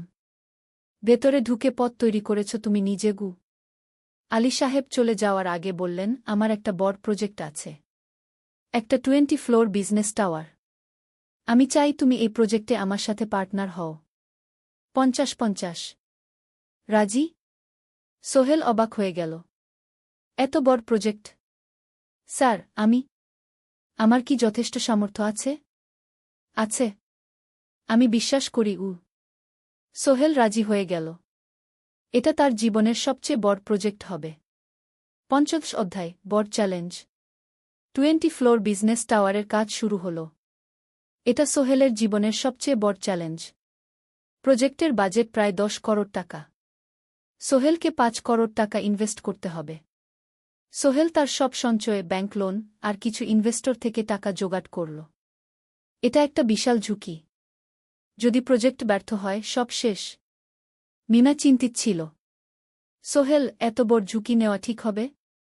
মিনা, জীবনে বড় কিছু করতে হলে ঝুঁকি নিতে হয়। আমি এই সুযোগ হাতছাড়া করতে চাই না গিয়ে। কিন্তু যদি কিছু ভুল হয়? ভুল হবে না। আমি আলী সাহেবের সাথে আছি। উনি আমাকে গাইড করবেন। প্রজেক্ট শুরু হল। প্রথম 6 মাস সব ভালোই চলছিল। কাজ সময়মতো হচ্ছে, বাজেট ঠিক আছে। কিন্তু 7 মাসের মাথায় একটা বড় সমস্যা দেখা দিল। একজন প্রধান ইনভেস্টর হঠাৎ তার টাকা ফেরত চাইলেন। তিনি অন্য একটা জরুরি কাজে টাকা লাগবে বলে জানালেন। 1 করোড় টাকা ফেরত দিতে হবে। সোহেল বিপদে পড়ে গেল। 1 করোড় টাকা এখন কোথায় পাবে? প্রজেক্টের সব টাকা ঢেলে দিয়েছে। সে আলী সাহেবের সাথে কথা বলল। আলী সাহেব বললেন, চিন্তা করো না, আমি ব্যবস্থা করছি। কিন্তু আলী সাহেবও বড় একটা প্রজেক্টে আটকে আছেন। তার হাতে লিকুইড ক্যাশ নেই। সোহেল অন্য ব্যাংক থেকে লোন নেওয়ার চেষ্টা করল। কিন্তু ব্যাংক বলল, ইতিমধ্যে তার অনেক লোন আছে, নতুন লোন দিতে পারবে না। সোহেল রাতে ঘুমাতে পারছিল না। খাওয়া দাওয়া বন্ধ করে দিয়েছিল। মিনা তাকে দেখে খুব চিন্তিত হয়ে গেল। সোহেল, প্লিজ নিজেকে এভাবে শেষ করে ফেলো না। কোনো একটা রাস্তা বের হবেই কি। কিন্তু সোহেল কোনো রাস্তা দেখতে পাচ্ছিল না। ইনভেস্টর 15 দিন সময় দিয়েছে। 15 দিনের মধ্যে টাকা ফেরত না দিলে তিনি আইনি ব্যবস্থা নেবেন। 10 দিন কেটে গেল। সোহেল কোনো সমাধান খুঁজে পেল না। সে প্রায় হাল ছেড়ে দিয়েছিল। 11 দিনের দিন একটা অপ্রত্যাশিত ঘটনা ঘটল। জাহিদ ভাই, সোহেলের পুরনো সহকর্মী, তার অফিসে এলেন। জাহিদ ভাই এখন একটা রিয়েল এস্টেট কোম্পানিতে সিনিয়র ম্যানেজার। সোহেল, আমি তোমার সমস্যার কথা শুনেছি গু। হ্যাঁ ভাই, আমি বিপদে পড়েছি। আমি তোমাকে সাহায্য করতে চাই। আমার কিছু সঞ্চয় আছে। 5 লাখ টাকা। তুমি নাও। সোহেল চোখে জল নিয়ে বলল, ভাই আমি কিছু বলার দরকার নেই। তুমি আমাকে অনেক কিছু শিখিয়েছ। তোমার কাছ থেকে পরিশ্রম আর সততা শিখেছি। এখন আমার পালা তোমাকে সাহায্য করার। জাহিদ ভাই চলে যাওয়ার পর আরও 2 জন এলো। একজন সোহেলের পুরনো ক্লায়েন্ট, আরেকজন তার কর্মচারী। 2 জন মিলে আরও 8 লাখ টাকা দিল। করিম মামা 20 লাখ টাকা ব্যবস্থা করলেন। তার কিছু বন্ধুদের কাছ থেকে ধার করে। মিনা তার সব গয়না বিক্রি করে 10 লাখ টাকা দিল। সবাই মিলে প্রায় 45 লাখ টাকা জোগাড় হল। বাকি 65 লাখ টাকা সোহেল তার অফিসের সব অ্যাসেট বিক্রি করে আর একটা প্রাইভেট ফিন্যান্স কোম্পানি থেকে উচ্চ সুদে লোন নিয়ে ব্যবস্থা করল। ঠিক 14 দিনের দিন সোহেল ইনভেস্টরকে 1 করোড় টাকা ফেরত দিল। ইনভেস্টর টাকা নিয়ে চলে গেলেন। সোহেল তার অফিসে ফিরে এসে চেয়ারে বসে কাঁদল। এত চাপ, এত টেনশন, সব যেন একসাথে বের হয়ে এলো। মিনা এসে তাকে জড়িয়ে ধরল। আমরা পেরেছি সোহেল, আমরা পেরেছি গু। 16 অধ্যায়, পুনরুদ্ধার। এই ঘটনার পর সোহেল আরও সাবধান হয়ে গেল। সে বুঝল, ব্যবসায় শুধু সাহস নয়, বুদ্ধিও লাগে। ঝুঁকি নিতে হয়, কিন্তু হিসাব করে। প্রজেক্ট চলতে থাকল। এবার সোহেল আরও সতর্কতার সাথে সবকিছু পরিচালনা করল। প্রতিটা খরচ হিসাব করল, প্রতিটা সিদ্ধান্ত ভেবেচিন্তে নিল। আরও 1 বছর পর 20 ফ্লোর বিজনেস টাওয়ার সম্পন্ন হল। চমৎকার বিল্ডিং, শহরের অন্যতম সুন্দর ভবন। বিল্ডিংয়ের উদ্বোধন অনুষ্ঠানে শহরের মেয়র এলেন। অনেক ব্যবসায়ী, সাংবাদিক এল। সোহেলের নাম পত্রিকায় ছাপা হল। স্বপ্নের শহরে এক তরুণ উদ্যোক্তার সফলতার গল্পও। প্রজেক্ট থেকে সোহেলের লাভ হল প্রায় 2 করোড় টাকা। এই টাকা দিয়ে সে সব ঋণ শোধ করল। জাহিদ ভাইয়ের টাকা ফেরত দিল। করিম মামার ঋণ শোধ করল। যারা সাহায্য করেছিল সবাইকে টাকা ফেরত দিল। মিনার জন্য নতুন গয়না কিনা, আরও সুন্দর। তার মাকে গ্রামে একটা নতুন পাকা বাড়ি বানিয়ে দিল। মা কাঁদতে কাঁদতে বললেন, তোর বাবা বেঁচে থাকলে কত খুশি হতো। তুই আমার সব স্বপ্ন পূরণ করেছিস গে। সোহেল নিজেদের জন্য একটা ফ্ল্যাট কিনা। 4 রুমের ফ্ল্যাট, সমুদ্রের কাছে। এখন আর ভাড়া বাড়িতে থাকতে হয় না। 7ম অধ্যায়, প্রতিদান। সোহেল এখন একজন প্রতিষ্ঠিত উদ্যোক্তা। কিন্তু সে তার শেখ ভোলেনি। যে গ্রাম থেকে সে এসেছে, যারা তাকে সাহায্য করেছে, কাউকেই ভোলেনি। সে তার গ্রামে একটা স্কুল বানিয়ে দিল। সোহেল ফাউন্ডেশন স্কুল কো গরিব ছেলেমেয়েরা ফ্রিতে পড়তে পারবে। ভালো শিক্ষক নিযোগ দিল। ভালো পড়াশোনার ব্যবস্থা করল। শহরে একটা ফ্রি মেডিকেল ক্লিনিক খুলল। গরিব মানুষরা ফ্রিতে চিকিৎসা পাবে। প্রতি বছর 10 জন মেধাবী কিন্তু গরিব ছাত্রছাত্রীকে স্কলারশিপ দেওয়া শুরু করল। তারা বিনামূল্যে পড়াশোনা করতে পারবে। একদিন একটা টিভি চ্যানেল সোহেলের ইন্টারভিউ নিতে এলো। আপনার সফলতার গোপন সূত্র কি? সোহেল একটু ভেবে বলল, কঠোর পরিশ্রম, সততা আর হাল না ছাড়া। এই 3টা জিনিস যদি কারো মধ্যে থাকে, সে যে কোনো কিছু অর্জন করতে পারে। আর সবচেয়ে বড় কথা, যারা আমাকে সাহায্য করেছে তাদের ছাড়া আমি কিছুই না। একা কেউ সফল হতে পারে না। আপনার পরবর্তী স্বপ্ন কি? আমি চাই আরও মানুষকে সাহায্য করতে। আমার মতো যারা গ্রাম থেকে শহরে আসে তাদের জন্য একটা ট্রেনিং সেন্টার খুলব। তারা সেখানে বিভিন্ন স্কিল শিখতে পারবে, চাকরি পাবে, নিজের পায়ে দাঁড়াতে পারবে। 8ম অধ্যায়, নতুন প্রজন্ম। আরও 5 বছর কেটে গেল। সোহেল এখন 45 বছরের। তার মেয়ে সারা এখন 9 বছরের। স্কুলে ক্লাস 4-এ পড়ে। খুব মেধাবী মেয়ে। একদিন সারা বাবাকে জিজ্ঞেস করল, বাবা, তুমি কিভাবে এত বড় হলে? আমার বন্ধুরা বলে তুমি একজন সফল মানুষ গো। সোহেল তাকে কোলে নিয়ে বসল। বাবা, তুমি জানো, তোমার দাদু ছিলেন একজন স্কুল শিক্ষক। খুব সৎ মানুষ। কিন্তু আমরা গরিব ছিলাম। আমি রিকশা চালাতাম। রিকশা? সত্যি?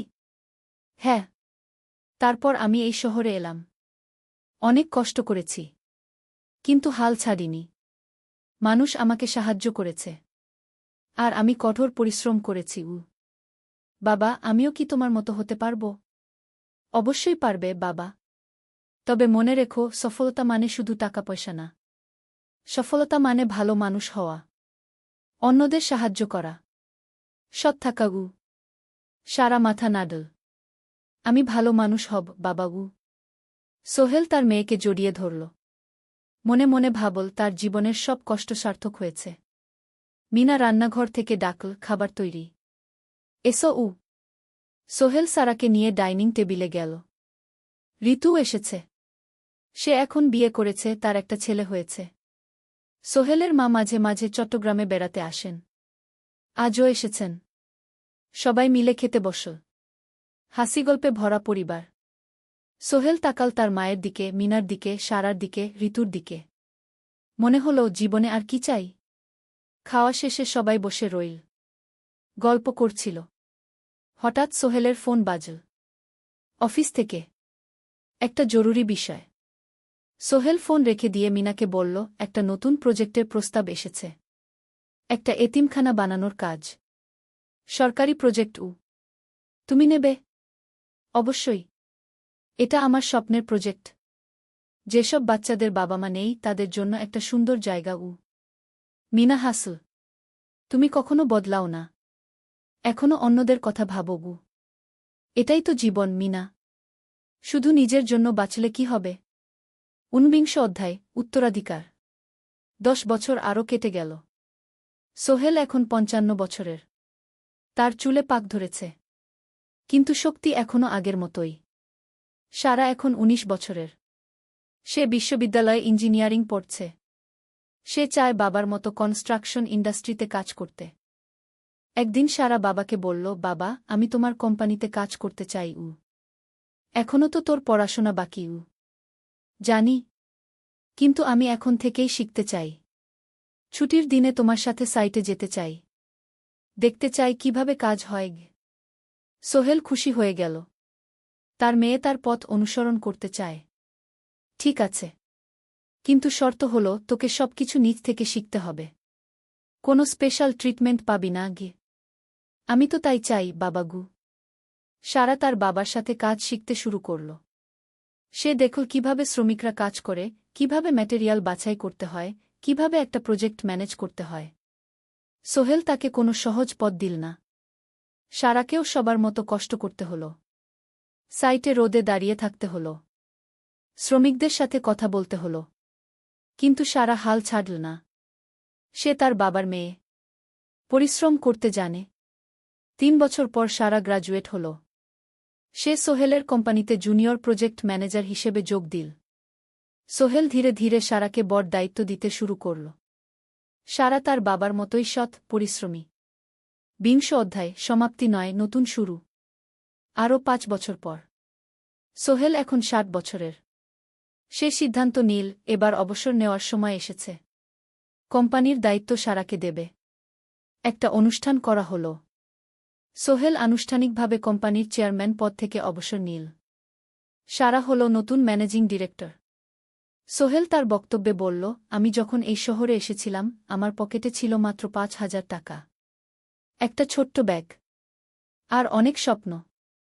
আজ ৪০ বছর পর আমি পেছনে ফিরে তাকাই, দেখি একটা দীর্ঘ পথ।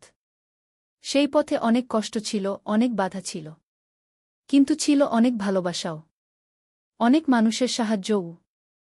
আমি বিশ্বাস করি সফলতা একা আসে না। এটা আসে অনেক মানুষের সমর্থন, ভালোবাসা আর বিশ্বাস নিয়ে। আমি যা কিছু অর্জন করেছি তা আমার একার না। এটা আমার পরিবারের, আমার কর্মচারীদের, আমার বন্ধুদের, সবার। আজ আমি আমার মেয়ে সারার হাতে এই দায়িত্ব তুলে দিচ্ছি। আমি জানি সে আমার চেয়ে ভালো করবে, কারণ সে শিখেছে আমার ভুল থেকে, আমার অভিজ্ঞতা থেকে। অনুষ্ঠান শেষ হল। সবাই চলে গেল। সোহেল আর মিনা অফিসে একা দাঁড়িয়ে রইল। মিনা, মনে আছে আমরা প্রথম কখন দেখা হয়েছিলাম? হ্যাঁ, তোমার সেই ছোট্ট মুদি দোকানে। তুমি বিস্কুট কিনতে এসেছিলে। কে ভেবেছিল সেই দিন থেকে আমাদের এই পর্যস্বপ্নের শহর। প্রথম অধ্যায়, যাত্রা শুরু। সকাল ৭টা বেজে গেছে। ঢাকার কমলাপুর রেলস্টেশনে মানুষের ভিড়। চারদিকে চা বিস্কুট বিক্রেতাদের চিৎকার, ট্রেনের হর্ন আর যাত্রীদের কোলাহল। এই বিশাল ভিড়ের মধ্যে একটা ছোট্ট ব্যাগ হাতে দাঁড়িয়ে আছে সোহেল। বয়স মাত্র ২২। গায়ের রং শ্যামলা, চোখে স্বপ্নের ঝিলিক। ভাইজা, চট্টগ্রামের টিকিট আছে? সোহেল টিকিট কাউন্টারের সামনে দাঁড়িয়ে জিজ্ঞেস করল। আছে। ৩০ টাকা। কাউন্টারের লোকটা উত্তর দিল। সোহেল তার পকেট থেকে টাকা বের করল। মোট ৫,০০০ টাকা। এই টাকা সে জমিয়েছে গত ৩ বছরে রিকশা চালিয়ে। তার স্বপ্ন ছিল চট্টগ্রাম গিয়ে একটা ভালো চাকরি পাওয়া। গ্রামে আর থাকতে চায় না সে। বাবা মারা গেছেন ১০ বছর আগে। মা আর ছোট বোন ঋতুকে নিয়ে সংসার চালাচ্ছিল রিকশা চালিয়ে। কিন্তু এভাবে তো আর সারা জীবন চলবে না। টিকিট কেটে সোহেল প্ল্যাটফর্মে এল। ট্রেন ছাড়বে আর মাত্র ১৫ মিনিট পরে। সে একটা বেঞ্চে বসে পড়ল। ব্যাগটা বুকের কাছে চেপে ধরল। এই ব্যাগে আছে তার সব সম্পদ, কিছু কাপড়, একটা ছোট্ট ফটো ফ্রেমে বাবা মায়ের ছবি, আর কিছু টাকা। কোথায় যাচ্ছেন? পাশে বসা একজন বয়স্ক মানুষ জিজ্ঞেস করলেন। চট্টগ্রাম কাকা। চাকরি খুঁজতে যাচ্ছি কি? সোহেল বিনয়ের সাথে উত্তর দিল। ভালো, তবে শহরে সাবধানে থাকবেন। শহর মানে অনেক সুযোগ, কিন্তু অনেক ফাঁদও আছে। বয়স্ক লোকটা বললেন। সোহেল মাথা নাড়ল। সে জানে শহরের জীবন সহজ না, কিন্তু তার কোনো বিকল্প নেই। গ্রামে রিকশা চালিয়ে মাসে ৩,৫০০ টাকা আয় হতো। তার মধ্যে সংসার চালাতে হতো, বোনের স্কুলের খরচ দিতে হতো, মায়ের ওষুধের খরচ দিতে হতো। কিছুই বাঁচত না। আর এই জীবন থেকে বেরোনোর একটাই পথ, শহরে গিয়ে ভালো কাজ খুঁজে নেওয়া। সোহেল মনে মনে ভাবল তার বাবার কথা। বাবা ছিলেন একজন স্কুল শিক্ষক। খুব সৎ মানুষ ছিলেন। সবসময় বলতেন, সোহেল, তুই লেখাপড়া শিখে বড় মানুষ হবি। আমাদের পরিবারে আর কেউ বড় চাকরি করেনি, তুই করবি। কিন্তু বাবা যখন মারা গেলেন তখন সোহেল মাত্র এসএসসি পরীক্ষা দিয়েছে। ফলাফল ভালো হয়েছিল, জিপিএ অর্ধচতু। কিন্তু বাবার মৃত্যুর পর আর পড়া হল না। পরিবারের দায়িত্ব নিতে হল। ট্রেন ছাড়ল। সোহেল জানালার পাশে বসে বাইরে তাকাল। ধানক্ষেত, নদী, ছোট ছোট গ্রাম, সব পেছনে ফেলে ট্রেন এগিয়ে চল। সোহেলের মনে হল সে যেন তার পুরনো জীবনটাকেও পেছনে ফেলে আসছে। ট্রেনে একজন হকার এসে চা বিক্রি করছিল। সোহেল একটা চা কিনল। 10 টাকা। চা খেতে খেতে সে ভাবছিল, চট্টগ্রাম পৌঁছে কি হবে?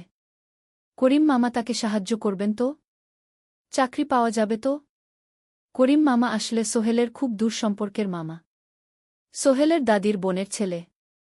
অনেক বছর আগে গ্রাম ছেড়ে চট্টগ্রামে চলে গিয়েছিলেন। সেখানে একটা কনস্ট্রাকশন কোম্পানিতে কাজ করেন।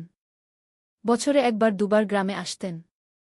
গত বছর যখন এসেছিলেন তখন সোহেলের মাকে বলেছিলেন, সোহেলকে চট্টগ্রাম পাঠান, আমি একটা কাজের ব্যবস্থা করে দেব।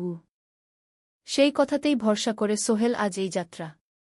দ্বিতীয় অধ্যায়, নতুন শহর। চট্টগ্রাম পৌঁছাতে প্রায় 6 ঘণ্টা লেগে গেল। দুপুর 1টা বাজে। সোহেল স্টেশন থেকে বের হয়ে শহরের রাস্তায় দাঁড়াল। কি বিশাল শহর! এত গাড়ি, এত মানুষ। চারদিকে উঁচু উঁচু বিল্ডিং, দোকানপাট, মানুষের ভিড়। সোহেল কিছুক্ষণ দাঁড়িয়ে থাকল, সব কিছু দেখতে দেখতে। তার মনে হচ্ছিল সে যেন অন্য কোনো পৃথিবীতে এসে পড়েছে। তার পকেটে একটা ছোট্ট কাগজ আছে।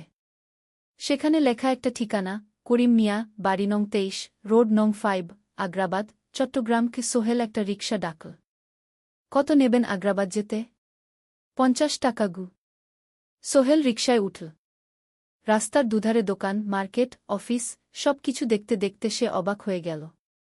এত বড় শহর, এত কিছু! গ্রামের সেই ছোট্ট বাজারের সাথে কোনো তুলনাই হয় না। প্রায় আধা ঘণ্টা পর রিকশা একটা পুরনো বাড়ির সামনে থামল। 3 তলা বাড়ি, কিন্তু রং উঠে গেছে। সিঁড়ি দিয়ে উঠে 3য় তলায় করিম মামার ফ্ল্যাটে নক করল। দরজা খুলল এক মধ্যবয়সী মহিলা। কে? আসসালামু আলাইকুম আপা।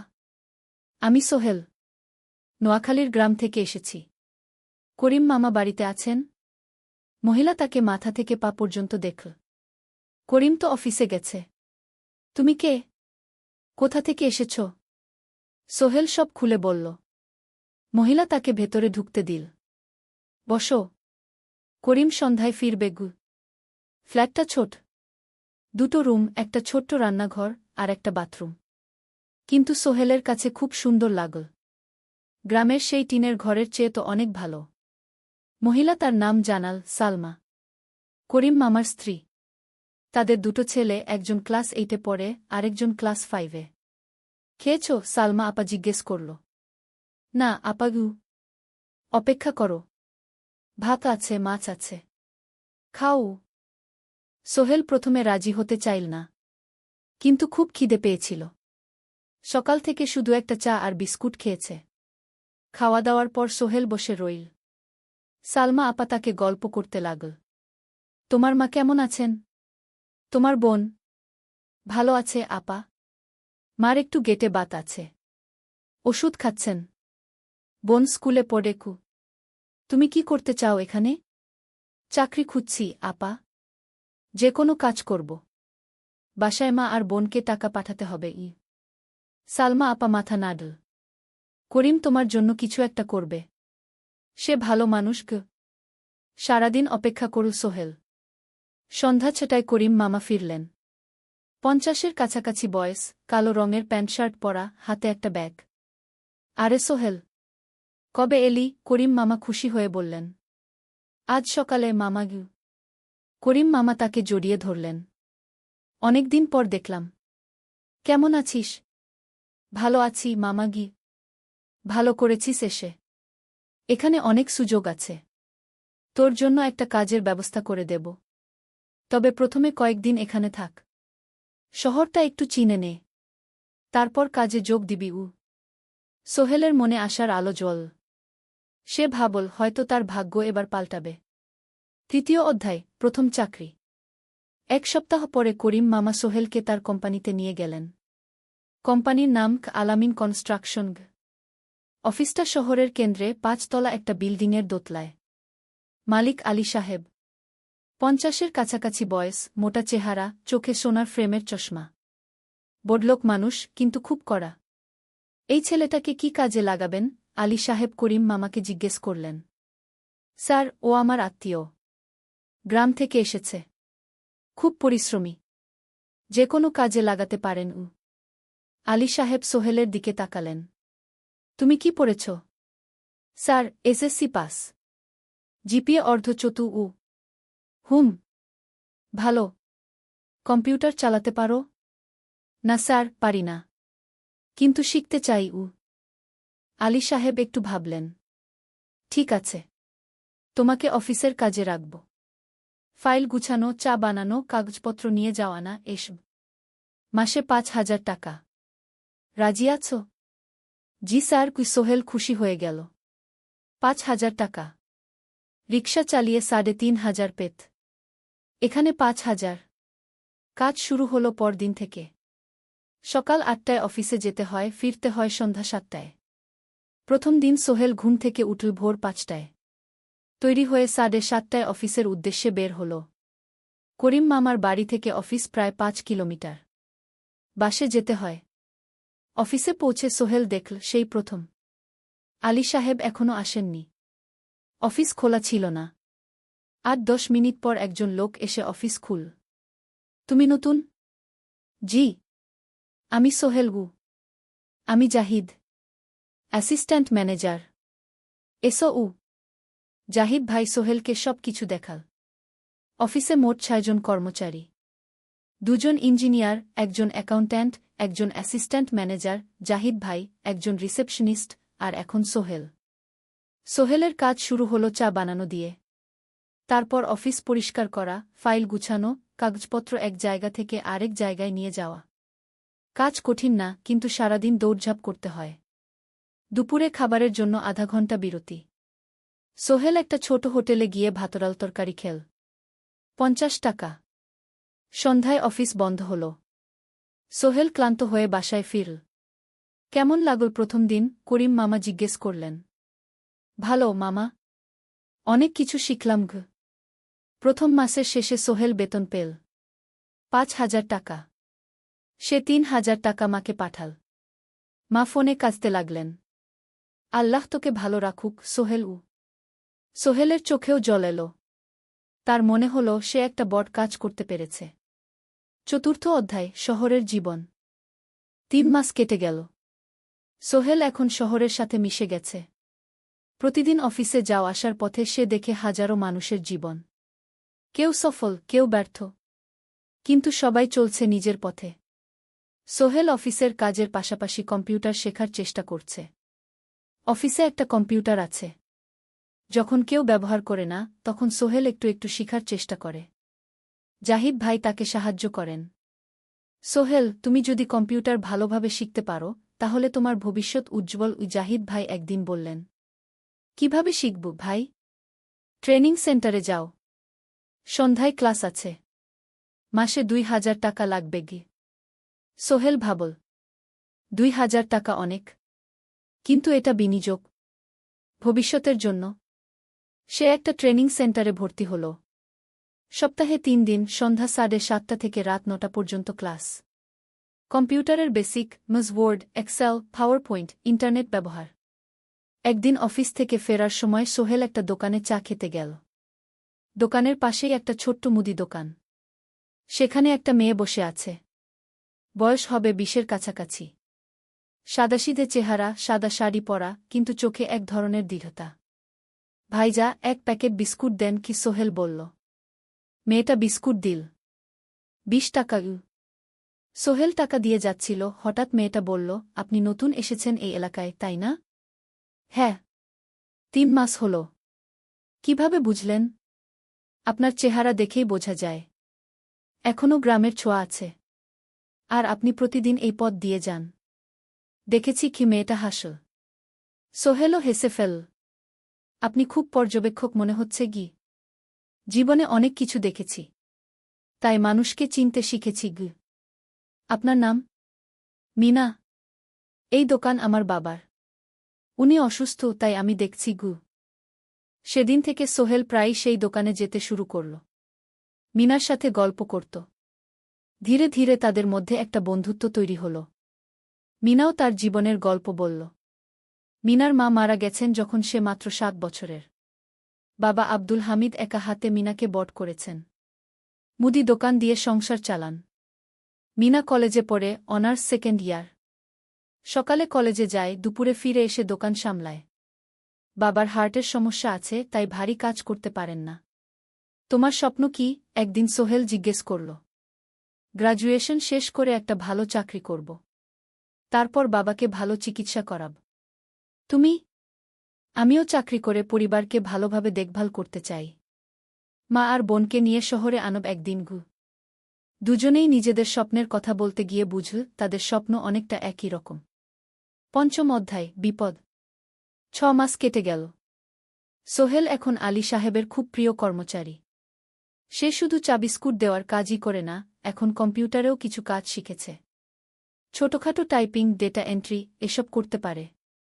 আলী সাহেব খুশি হয়ে তার বেতন বাড়িয়ে ৮,০০০ টাকা করে দিয়েছেন। একদিন রাতে সোহেল অফিস থেকে ফিরছিল। সেদিন একটু দেরি হয়ে গেছে। রাত প্রায় ৯টা। সাধারণত সোহেল সন্ধ্যা ৭:৩০টায় ফিরে। কিন্তু সেদিন অফিসে একটা জরুরি কাজ ছিল। বাস থেকে নেমে সোহেল বাড়ির দিকে হাঁটছিল। হঠাৎ একটা অন্ধকার গলিতে ৩ জন লোক তাকে ঘিরে ধরল। তাদের চেহারা দেখেই বোঝা যাচ্ছিল ভালো উদ্দেশ্য নিয়ে আসেনি। টাকা দে, তাড়াতাড়ি, একজন বলল। তার হাতে একটা ছুরি। সোহেল ভয় পেয়ে গেল। ভাই, আমার কাছে খুব কম টাকা আছে। যা আছে দে, তাড়াতাড়ি করো। সোহেল কাঁপতে কাঁপতে তার পকেট থেকে ৫ টাকা বের করে দিল। এই টাকা দিয়ে সে বাজার করবে ভেবেছিল। কিন্তু ছিনতাইকারীরা সন্তুষ্ট হল না। শুধু ৫ টাকা? তোর ব্যাগে কি আছে? তারা সোহেলের ব্যাগ কেড়ে নিল। ব্যাগে ছিল তার মোবাইল, কম্পিউটার ট্রেনিং সেন্টারের সার্টিফিকেট আর কিছু গুরুত্বপূর্ণ কাগজপত্র। না ভাই, ব্যাগটা ফেরত দেন। ওতে আমার জরুরি জিনিস আছে। মোবাইল নিয়ে নেন, কিন্তু ব্যাগটা দেন। কিন্তু ওরা শুনল না। একজন সোহেলকে জোরে ধাক্কা দিল। সোহেল পড়ে গেল। মাথা রাস্তার কংক্রিটে ধাক্কা লেগে গেল। রক্ত বের হল। ৩ জন দৌড়ে পালিয়ে গেল। কিছুক্ষণ সোহেল অজ্ঞান হয়ে পড়ে রইল। তারপর ধীরে ধীরে জ্ঞান ফিরল। মাথায় প্রচণ্ড ব্যথা। সে উঠে দাঁড়ানোর চেষ্টা করল, কিন্তু মাথা ঘুরছিল। কোনোমতে একটা দেয়াল ধরে দাঁড়াল। একজন পথচারী তাকে দেখে থামল। কি হয়েছে ভাই? ছিনতাই হয়েছে। এসো, আমি তোমাকে হাসপাতালে নিয়ে যাই। কিন্তু সোহেল রাজি হল না। না, ঠিক আছি, বাড়ি যেতে পারব। সে কোনোমতে করিম মামার বাড়িতে পৌঁছাল। দরজা খুলেই সালমা আপা চিৎকার করে উঠলেন। ও আল্লাহ! কি হয়েছে? করিম মামা দৌড়ে এলেন। সোহেলকে ভেতরে নিয়ে গেলেন।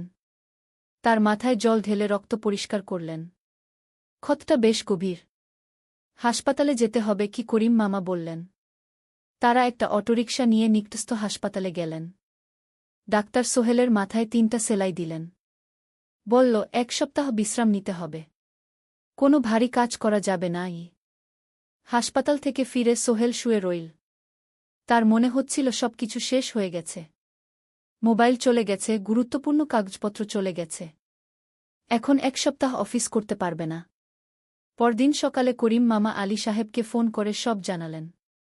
আলী সাহেব বললেন, ঠিক আছে, সোহেল ভালো হয়ে এলে আসবে, চিন্তার কিছু নেই। মিনা যখন এই খবর শুনল, সে সন্ধ্যায় সোহেলকে দেখতে এল করিম মামার বাড়িতে। সাথে এনেছিল কিছু ফল। কি হয়েছিল? মিনা চিন্তিত গলায় জিজ্ঞেস করল। সোহেল সব বলল। মিনা রেগে গেল। এই শহরে এখন অনেক অপরাধ বেড়ে গেছে। পুলিশ কিছু করে না। তুমি পুলিশে রিপোর্ট করেছ? না, লাভ নেই। তবুও করা উচিত। তোমার মোবাইলটা হয়তো খুঁজে পাওয়া যাবে। করিম মামা সোহেলকে নিয়ে পুলিশ স্টেশনে গেলেন। জেনারেল ডায়েরি করলেন। কিন্তু পুলিশ খুব একটা আশা দিল না। দেখি কিছু করা যায় কিনা গু।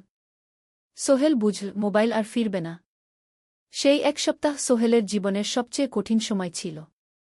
সে শুধু শারীরিকভাবেই ক্ষতিগ্রস্ত হয়নি, মানসিকভাবেও ভেঙে পড়েছিল। প্রতিরাতে দুঃস্বপ্ন দেখত। সেই ৩ জন ছিনতাইকারীর মুখ ভুলতে পারছিল না। মিনা প্রায় প্রতিদিন আসত। তাকে সাহস দিত। তুমি হাল ছেড়ো না সোহেল। জীবনে এরকম খারাপ সময় আসে। কিন্তু এটা কাটিয়ে ওঠাই হলো আসল বীরত্ব। সোহেলের মা গ্রাম থেকে ফোন করতেন। করিম মামার মোবাইল থেকে। তুই ভালো আছিস তো? সোহেল মাকে সব সত্যি বলেনি। শুধু বলেছে, হ্যাঁ মা, ভালো আছি। একটু জ্বর হয়েছিল। এখন ভালো। ১ সপ্তাহ পর সোহেল আবার অফিসে গেল। আলী সাহেব তাকে দেখে খুশি হলেন। কেমন আছো? ভালো আছি স্যার। ঠিক আছে। তবে প্রথম কয়েকদিন হালকা কাজ করবে গু। সোহেল আবার কাজে মন দিল। কিন্তু একটা জিনিস তাকে খুব কষ্ট দিচ্ছিল, তার মোবাইল নেই। মায়ের সাথে কথা বলতে পারছে না নিয়মিত। করিম মামার মোবাইল চাইতে সংকোচ লাগে। একদিন জাহিদ ভাই তাকে ডাকলেন। সোহেল, আমার একটা পুরনো মোবাইল আছে। তুমি ব্যবহার করো? না ভাই, আমি নাও। আমার কাজে লাগছে না। তুমি রাখো গু। সোহেল কৃতজ্ঞতায় প্রায় কেঁদে ফেল। ধন্যবাদ ভাই। মোবাইল পেয়ে সোহেল প্রথমেই মাকে ফোন করল। মা খুব খুশি হলেন। এতদিন ফোন করিসনি কেন? মা, মোবাইলটা নষ্ট হয়ে গিয়েছিল। নতুন নিয়েছি। মায়ের গলায় স্বস্তি ফুটে উঠল। ৬ষ্ঠ অধ্যায়, নতুন সুযোগ। আরও ৩ মাস কেটে গেল। সোহেল পুরোপুরি সুস্থ হয়ে গেছে। তার জীবন আবার স্বাভাবিক হয়ে এসেছে। সে এখন কম্পিউটার ট্রেনিং শেষ করেছে। সার্টিফিকেট পেয়েছে। কিন্তু একটা ঘটনা তার জীবনে বড় পরিবর্তন নিয়ে এলো। একদিন সকালে আলী সাহেব তাকে ডাকলেন। সোহেল, বসো। সোহেল বসল। মনে একটু ভয় লাগছিল। আলী সাহেব কি তাকে বকবেন? সোহেল, তুমি তো এখন কম্পিউটার চালাতে পারো? জি স্যার, একটু একটু শিখেছি। ভালো।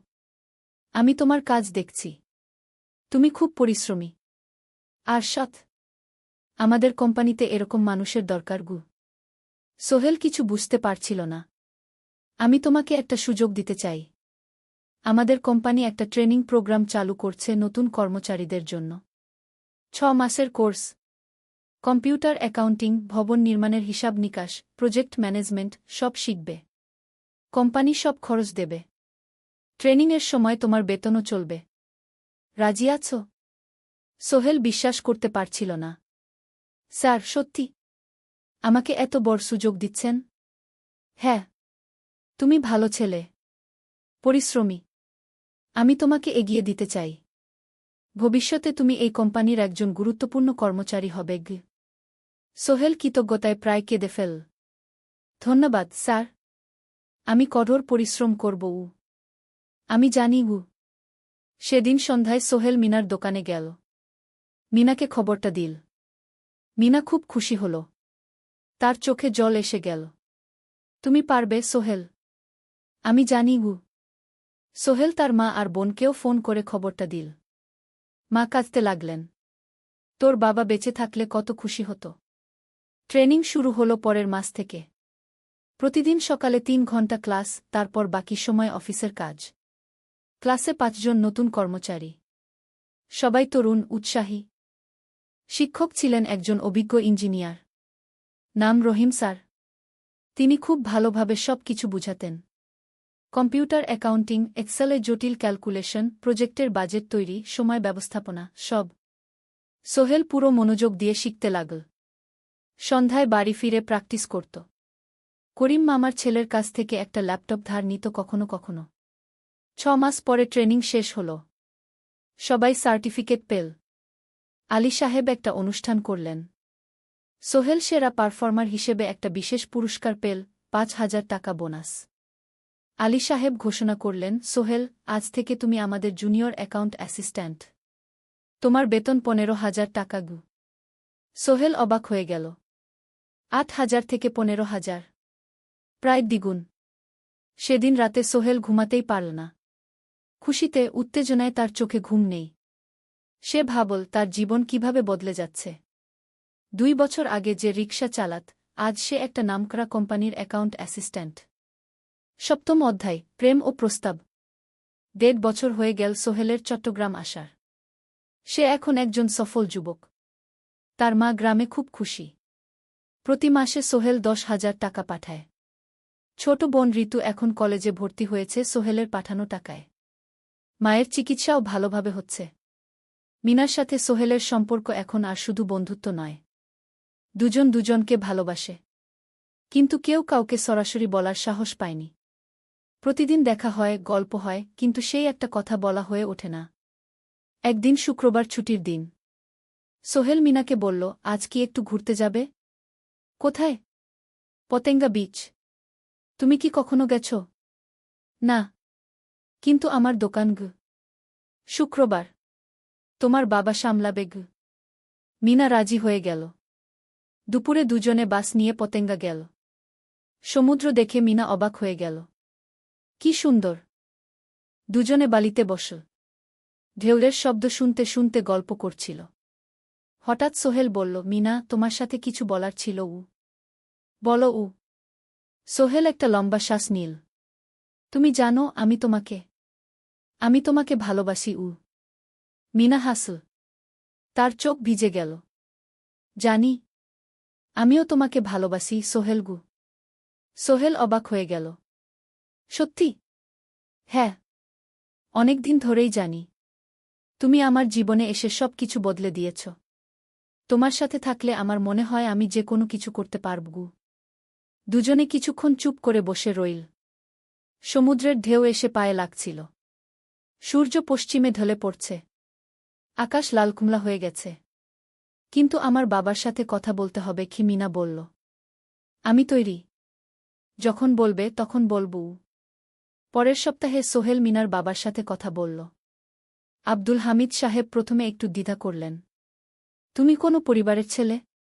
তোমার বাবা কি করতেন? সোহেল সব সত্যি বলল। তার বাবা ছিলেন স্কুল শিক্ষক। মারা গেছেন 10 বছর আগে। মা গ্রামে থাকেন। ছোট বোন কলেজে পড়ে। তুমি নিজে কি করো? আমি আলামিন কনস্ট্রাকশন কোম্পানিতে জুনিয়র অ্যাকাউন্ট অ্যাসিস্ট্যান্ট। মাসে 15,000 টাকা বেতন। আব্দুল হামিদ সাহেব ভাবলেন। তারপর বললেন, দেখো, মিনা আমার একমাত্র সন্তান। তার মা নেই। আমি একা তাকে বড় করেছি। আমি চাই মিনা একজন ভালো ছেলের সাথে বিয়ে হোক। তুমি দেখতে ভালো ছেলে মনে হচ্ছে। কিন্তু আমাকে তোমার মায়ের সাথে দেখা করতে হবে। তোমার পরিবারকে জানতে হবে। জি আঙ্কেল। আমি ব্যবস্থা করছি। সোহেল খুশিতে আটখানা। সে সেদিন রাতেই তার মাকে ফোন করল। মাকে সব বলল। মা প্রথমে অবাক হলেন। তারপর খুশি হলেন। মিনা মেয়েটা কেমন? খুব ভালো, মা। তুমি দেখলে পছন্দ করবে। ঠিক আছে। আমি আর ঋতু আসছি চট্টগ্রাম। 2 সপ্তাহ পর সোহেলের মা আর বোন চট্টগ্রাম এলো। সোহেল তাদের নিয়ে মিনার বাড়িতে গেল। 2 পরিবার একসাথে বসল। মিনার বাবা সোহেলের মাকে দেখে খুশি হলেন। সোহেলের মা সহজ সরল ভদ্রমহিলা। আপনার ছেলে খুব ভালো। মিনা তাকে পছন্দ করে। আমিও রাজি। আব্দুল হামিদ সাহেব বললেন। আমার সোহেল সৎ ছেলে। মিনাকে খুব ভালোবাসে। আমি জানি ও মিনাকে সুখে রাখবে। কি সোহেলের মা বললেন। বিয়ের তারিখ ঠিক হল। 3 মাস পর। এই 3 মাসে সোহেল যথেষ্ট টাকা জমাবে। বিয়ে হবে সাদামাটা কিন্তু সুন্দর। 8ম অধ্যায়, নতুন পথ। 3 মাস কেটে গেল দ্রুত। সোহেল প্রতিদিন কঠোর পরিশ্রম করছিল। অফিসে তার কাজের প্রশংসা হচ্ছে। আলী সাহেব তাকে এখন ছোটখাটো প্রজেক্টের হিসাব দেখতে দিচ্ছেন। সোহেল তার সঞ্চিত টাকা দিয়ে বিয়ের আয়োজন করল। বিয়ে হল মিনার বাড়ির কাছের একটা কমিউনিটি সেন্টারে। খুব বেশি লোক আসেনি। 2 পরিবারের আত্মীয় স্বজন আর অফিসের কয়েকজন সহকর্মী। কিন্তু অনুষ্ঠান ছিল খুব সুন্দর। সোহেল যখন মিনাকে বিয়ের পোশাকে দেখল, তার মনে হল পৃথিবীর সবচেয়ে সুন্দর মেয়ে সে। লাল শাড়ি পরা, মুখে হালকা মেকআপ, কিন্তু তার স্বাভাবিক সৌন্দর্য ছিল আসল। বিয়ের পর সোহেল একটা ছোট্ট ফ্ল্যাট ভাড়া নিল। 2 রুমের ফ্ল্যাট, মাসে ভাড়া 5,000 টাকা। মিনা এখনও তার পড়াশোনা চালিয়ে যাচ্ছে। আরও 1 বছর বাকি গ্র্যাজুয়েশন শেষ হতে। সোহেলের মা আর বোন গ্রামে ফিরে গেল। মা বলে গেলেন, সোহেল, মিনাকে ভালো রাখিস। মেয়েরা অনেক ত্যাগ করে সংসার করতে গু। জানি মা গু। নতুন জীবন শুরু হল। সোহেল সকালে অফিসে যায়, সন্ধ্যায় ফেরে। মিনা সকালে কলেজে যায়, দুপুরে ফিরে রান্না করে, ঘর গোছায়। সন্ধ্যায় দুজনে একসাথে বসে পড়াশোনা করে, গল্প করে, টিভি দেখে। জীবন সুন্দর ছিল। কিন্তু চ্যালেঞ্জও ছিল। মাসিক খরচ, ভাড়া 5,000, বাজার 3,000, বিদ্যুৎ গ্যাস 1,000, মায়ের জন্য 5,000, মিনার কলেজের খরচ 1,200। মোট প্রায় 14,000 টাকা। বাঁচত মাত্র 1,000 খানেক। কিন্তু সোহেল হাল ছাড়ল না। সে সন্ধ্যায় একটা কম্পিউটার ট্রেনিং সেন্টারে পার্ট টাইম পড়ানো শুরু করল। সপ্তাহে 3 দিন 2 ঘন্টা করে। এতে মাসে আরও 3,000 টাকা আসতে লাগল। মিনাও বসে থাকল না। সে বাড়িতে বসে কয়েকজন স্কুলের ছাত্রছাত্রীকে টিউশন পড়াতে শুরু করল। মাসে 2,000 টাকা আয়। এভাবে কেটে গেল 6 মাস। দুজন মিলে পরিবার চালাচ্ছে, স্বপ্ন দেখছে। একদিন সোহেল বলল, মিনা, আমি একটা নতুন স্বপ্ন দেখছি গু। কি? আমি নিজে একটা ছোট্ট কনস্ট্রাকশন কোম্পানি খুলতে চাই। ছোট ছোট প্রজেক্ট নেব। বাড়ি মেরামত, ছোট বিল্ডিং বানানো, এসব। তোমার কি যথেষ্ট অভিজ্ঞতা আছে? আছে। আমি 2 বছর ধরে এই কাজের সাথে জড়িত। অনেক কিছু শিখেছি। আর আলী সাহেবও আমাকে সাহায্য করবেন গু। কিন্তু টাকা কোথায়? কোম্পানি খুলতে তো অনেক টাকা লাগবে গি। আমি জমাচ্ছি। আরও 1 বছর কাজ করব। তারপর চেষ্টা করব। মিনা তাকে সমর্থন দিল। তুমি পারবে। তোমার মধ্যে সেই শক্তি আছে গি। 9ম অধ্যায়, চ্যালেঞ্জের সময়। কিন্তু ভাগ্য সবসময় অনুকূলে থাকে না। সোহেল যখন স্বপ্ন দেখছিল নিজের কোম্পানি খোলার, তখনই একটা বড় সমস্যা এল। আলী সাহেবের কোম্পানি একটা বড় প্রজেক্ট পেয়েছিল। একটা 10তলা বিল্ডিং বানানোর কাজ। কিন্তু প্রজেক্টের প্রধান ইনভেস্টর হঠাৎ পালিয়ে গেল। তিনি কোম্পানির কাছ থেকে প্রায় 50 লাখ টাকা নিয়ে গেছেন, কিন্তু কাজ শেষ হয়নি। কোম্পানি বড় ক্ষতির মুখে পড়ল। আলী সাহেব অনেক কর্মচারীকে ছাঁটাই করতে বাধ্য হলেন। প্রায় 10 জনকে চাকরি থেকে বাদ দিলেন। বাকিদের বেতন কমাতে হল। সোহেলকে আলী সাহেব ডেকে বললেন, সোহেল, আমি তোমাকে রাখতে চাই। তুমি বিশ্বস্ত কর্মচারী। কিন্তু তোমার বেতন কমাতে হবে। 15,000 থেকে 10,000। সোহেল মনে মনে চিন্তায় পড়ে গেল। 10,000 টাকায় সংসার চলবে কিভাবে? মায়ের খরচ, ভাড়া, বাজার সব মিলিয়ে তো 14,000 টাকা লাগে। কিন্তু সে কিছু বলল না। ঠিক আছে স্যার। বাড়ি ফিরে সোহেল মিনাকে সব বলল। মিনা চিন্তিত হয়ে গেল। এখন কি হবে? চিন্তা করো না। আমি পার্ট টাইম টিউশনির সময় বাড়াব। আর তুমিও বেশি করে টিউশন নাও। কিন্তু আমার তো পড়াশোনাও আছে গি। জানি। কিন্তু এখন এটাই করতে হবে গু। সোহেল সন্ধ্যায় আরও 2টো জায়গায় পার্ট টাইম কাজ খুঁজল। একটা দোকানের সন্ধ্যায় হিসাব দেখার কাজ পেল। মাসে 2,000 টাকা। আরেকটা জায়গায় সপ্তাহান্তে কম্পিউটার রিপেয়ারের কাজ পেল। মাসে 1,500 টাকা। মিনাও 3 জন নতুন স্টুডেন্ট নিল টিউশনে। তার আয় বাড়ল 2,000 থেকে 3,500-এ। কঠিন সময় ছিল। সোহেল সকাল 8টায় অফিসে যেত, সন্ধ্যা 6টায় ফিরত। তারপর একটু বিশ্রাম নিয়ে 7:30টায় বের হতো পার্ট টাইম কাজে। রাত 10টায় বাড়ি ফিরত। রবি সোমবার কম্পিউটার রিপেয়ারের কাজ। মিনাও সকালে কলেজে যেত, দুপুরে ফিরে রান্না করত, তারপর বিকেলে টিউশন পড়াত। রাতে খাওয়া দাওয়ার পর পড়াশোনা করত। দুজনেরই শরীর খারাপ হতে শুরু করল। সোহেল একদিন অফিসে অজ্ঞান হয়ে পড়ে গেল। ডাক্তার দেখাতে নিয়ে গেল। ডাক্তার বলল, অতিরিক্ত পরিশ্রম। শরীরে পুষ্টির অভাব। ঠিকমতো খাচ্ছেন না মনে হচ্ছে গি। সত্যি কথা, খরচ বাঁচাতে সোহেল আর মিনা অনেক সময় কম খেত। মাংস মাছ কিনত সপ্তাহে 1 দিন। বাকি সময় শাকসবজি, ডাল। মিনা সোহেলকে বলল, আর নয় সোহেল। তুমি এভাবে নিজেকে শেষ করে ফেলছ। আমার পড়াশোনা বন্ধ করে দিই। আমি ফুল টাইম চাকরি করি গি। না, সোহেল জোর দিয়ে বলল। তোমার পড়াশোনা বন্ধ হবে না। আরও মাত্র 6 মাস বাকি। তুমি গ্র্যাজুয়েট হবেই গু। কিন্তু তুমি আমি ঠিক হয়ে যাব। চিন্তা করো না গে। কিন্তু পরিস্থিতি আরও খারাপ হলো যখন সোহেলের মায়ের অসুখ হল। হার্টের সমস্যা। হাসপাতালে ভর্তি করতে হল। খরচ 50,000 টাকা। সোহেলের হাতে এত টাকা কোথায়? সে করিম মামার কাছে ধার চাইল। করিম মামা 20,000 টাকা দিলেন। বাকি 30,000 টাকা সোহেল একটা এনজিও থেকে ঋণ নিল। সুদের হার মাসে 2%। মায়ের চিকিৎসা হল। তিনি সুস্থ হয়ে গেলেন। কিন্তু সোহেল এখন ঋণের বোঝায় পড়ে গেল। প্রতি মাসে 3,000 টাকা করে কিস্তি দিতে হবে। সেই রাতে সোহেল আর মিনা বিছানায় শুয়ে কথা বলছিল। সোহেল বলল, মিনা, আমি মনে হয় ভুল করেছি। শহরে এসে বিয়ে করে তোমাকে কষ্টে ফেলেছি গু। মিনা তার হাত ধরল। না সোহেল, তুমি ভুল করনি। জীবনে এরকম খারাপ সময় আসে, কিন্তু এটা কাটিয়ে ওঠাই হলো আসল শক্তি। আমরা একসাথে আছি, একসাথে থাকব। সব কিছু ঠিক হয়ে যাবে। মিনার কথায় সোহেল একটু সাহস পেল। হ্যাঁ, হাল ছাড়া যাবে না। 10ম অধ্যায়, আলোর দিকে। 3 মাস পরে পরিস্থিতি একটু ভালো হতে শুরু করল। আলী সাহেবের কোম্পানি একটা নতুন প্রজেক্ট পেল। একটা স্কুল বিল্ডিং বানানোর কাজ। কোম্পানি আবার স্থিতিশীল হতে শুরু করল।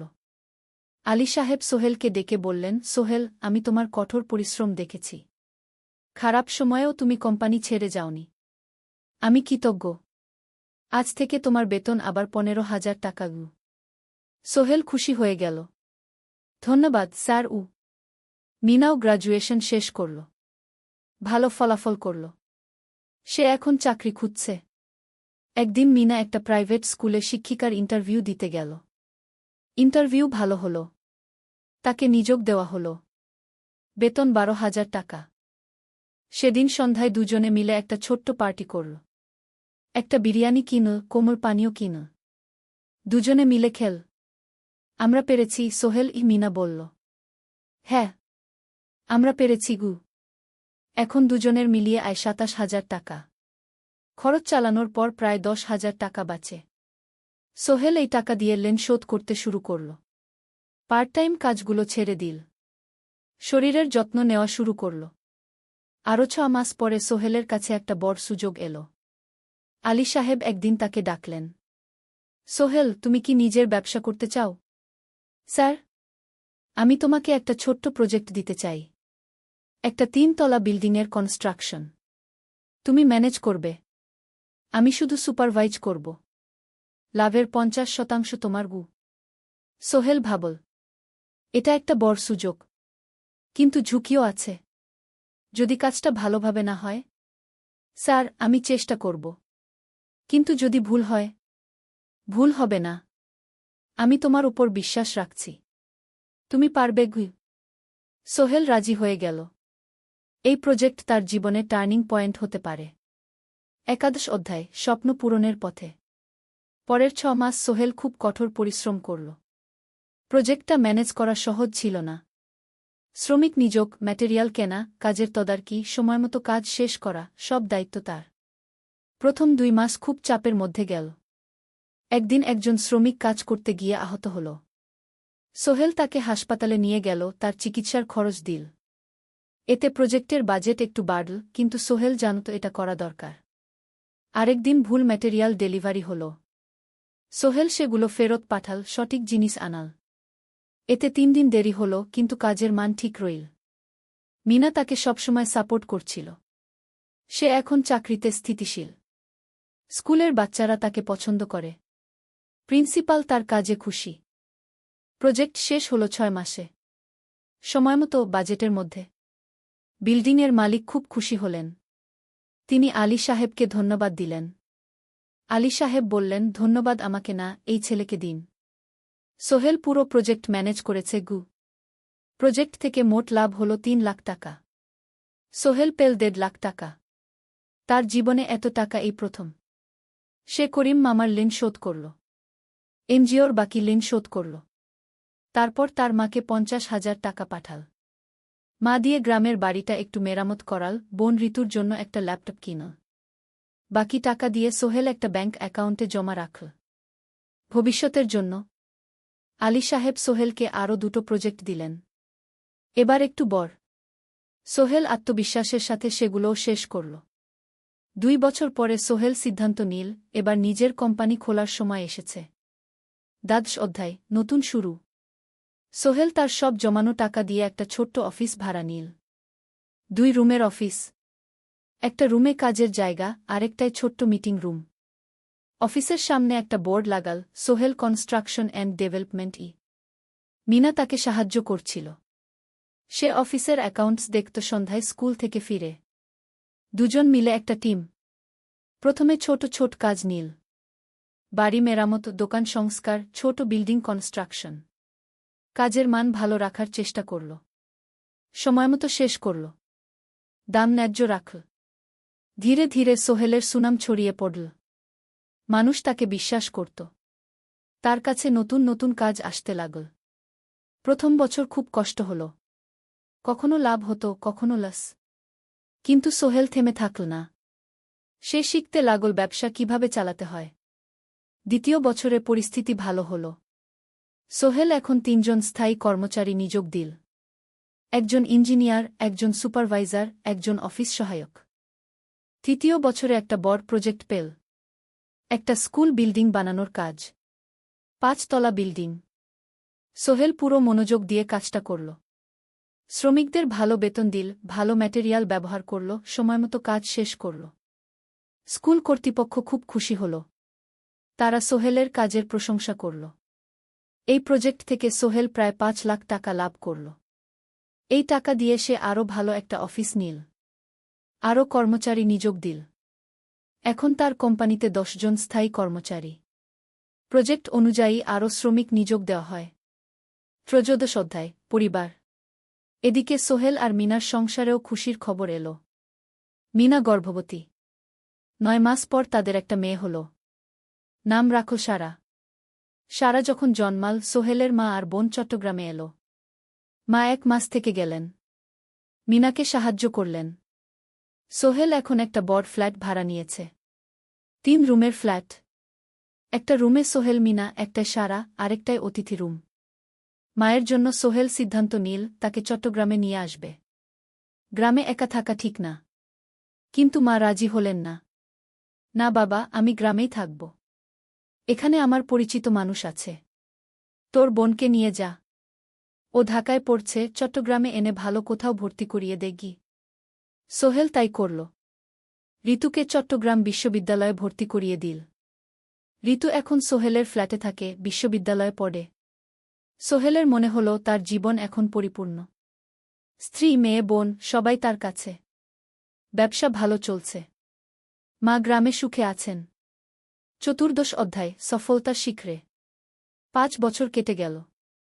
সোহেল এখন একজন সফল উদ্যোক্তা। তার কোম্পানি কি সোহেল কনস্ট্রাকশন অ্যান্ড ডেভেলপমেন্ট এখন চট্টগ্রামে বেশ পরিচিত। প্রায় 30 জন কর্মচারী তার অধীনে কাজ করে। সোহেল এখন শুধু ছোট প্রজেক্ট করে না, বড় বড় প্রজেক্টও করে। একটা 8 তলা বিজনেস কমপ্লেক্স বানানোর কাজ পেয়েছে। একটা হাসপাতাল বিল্ডিং বানাচ্ছে। মিনা এখনও স্কুলে পড়ায়।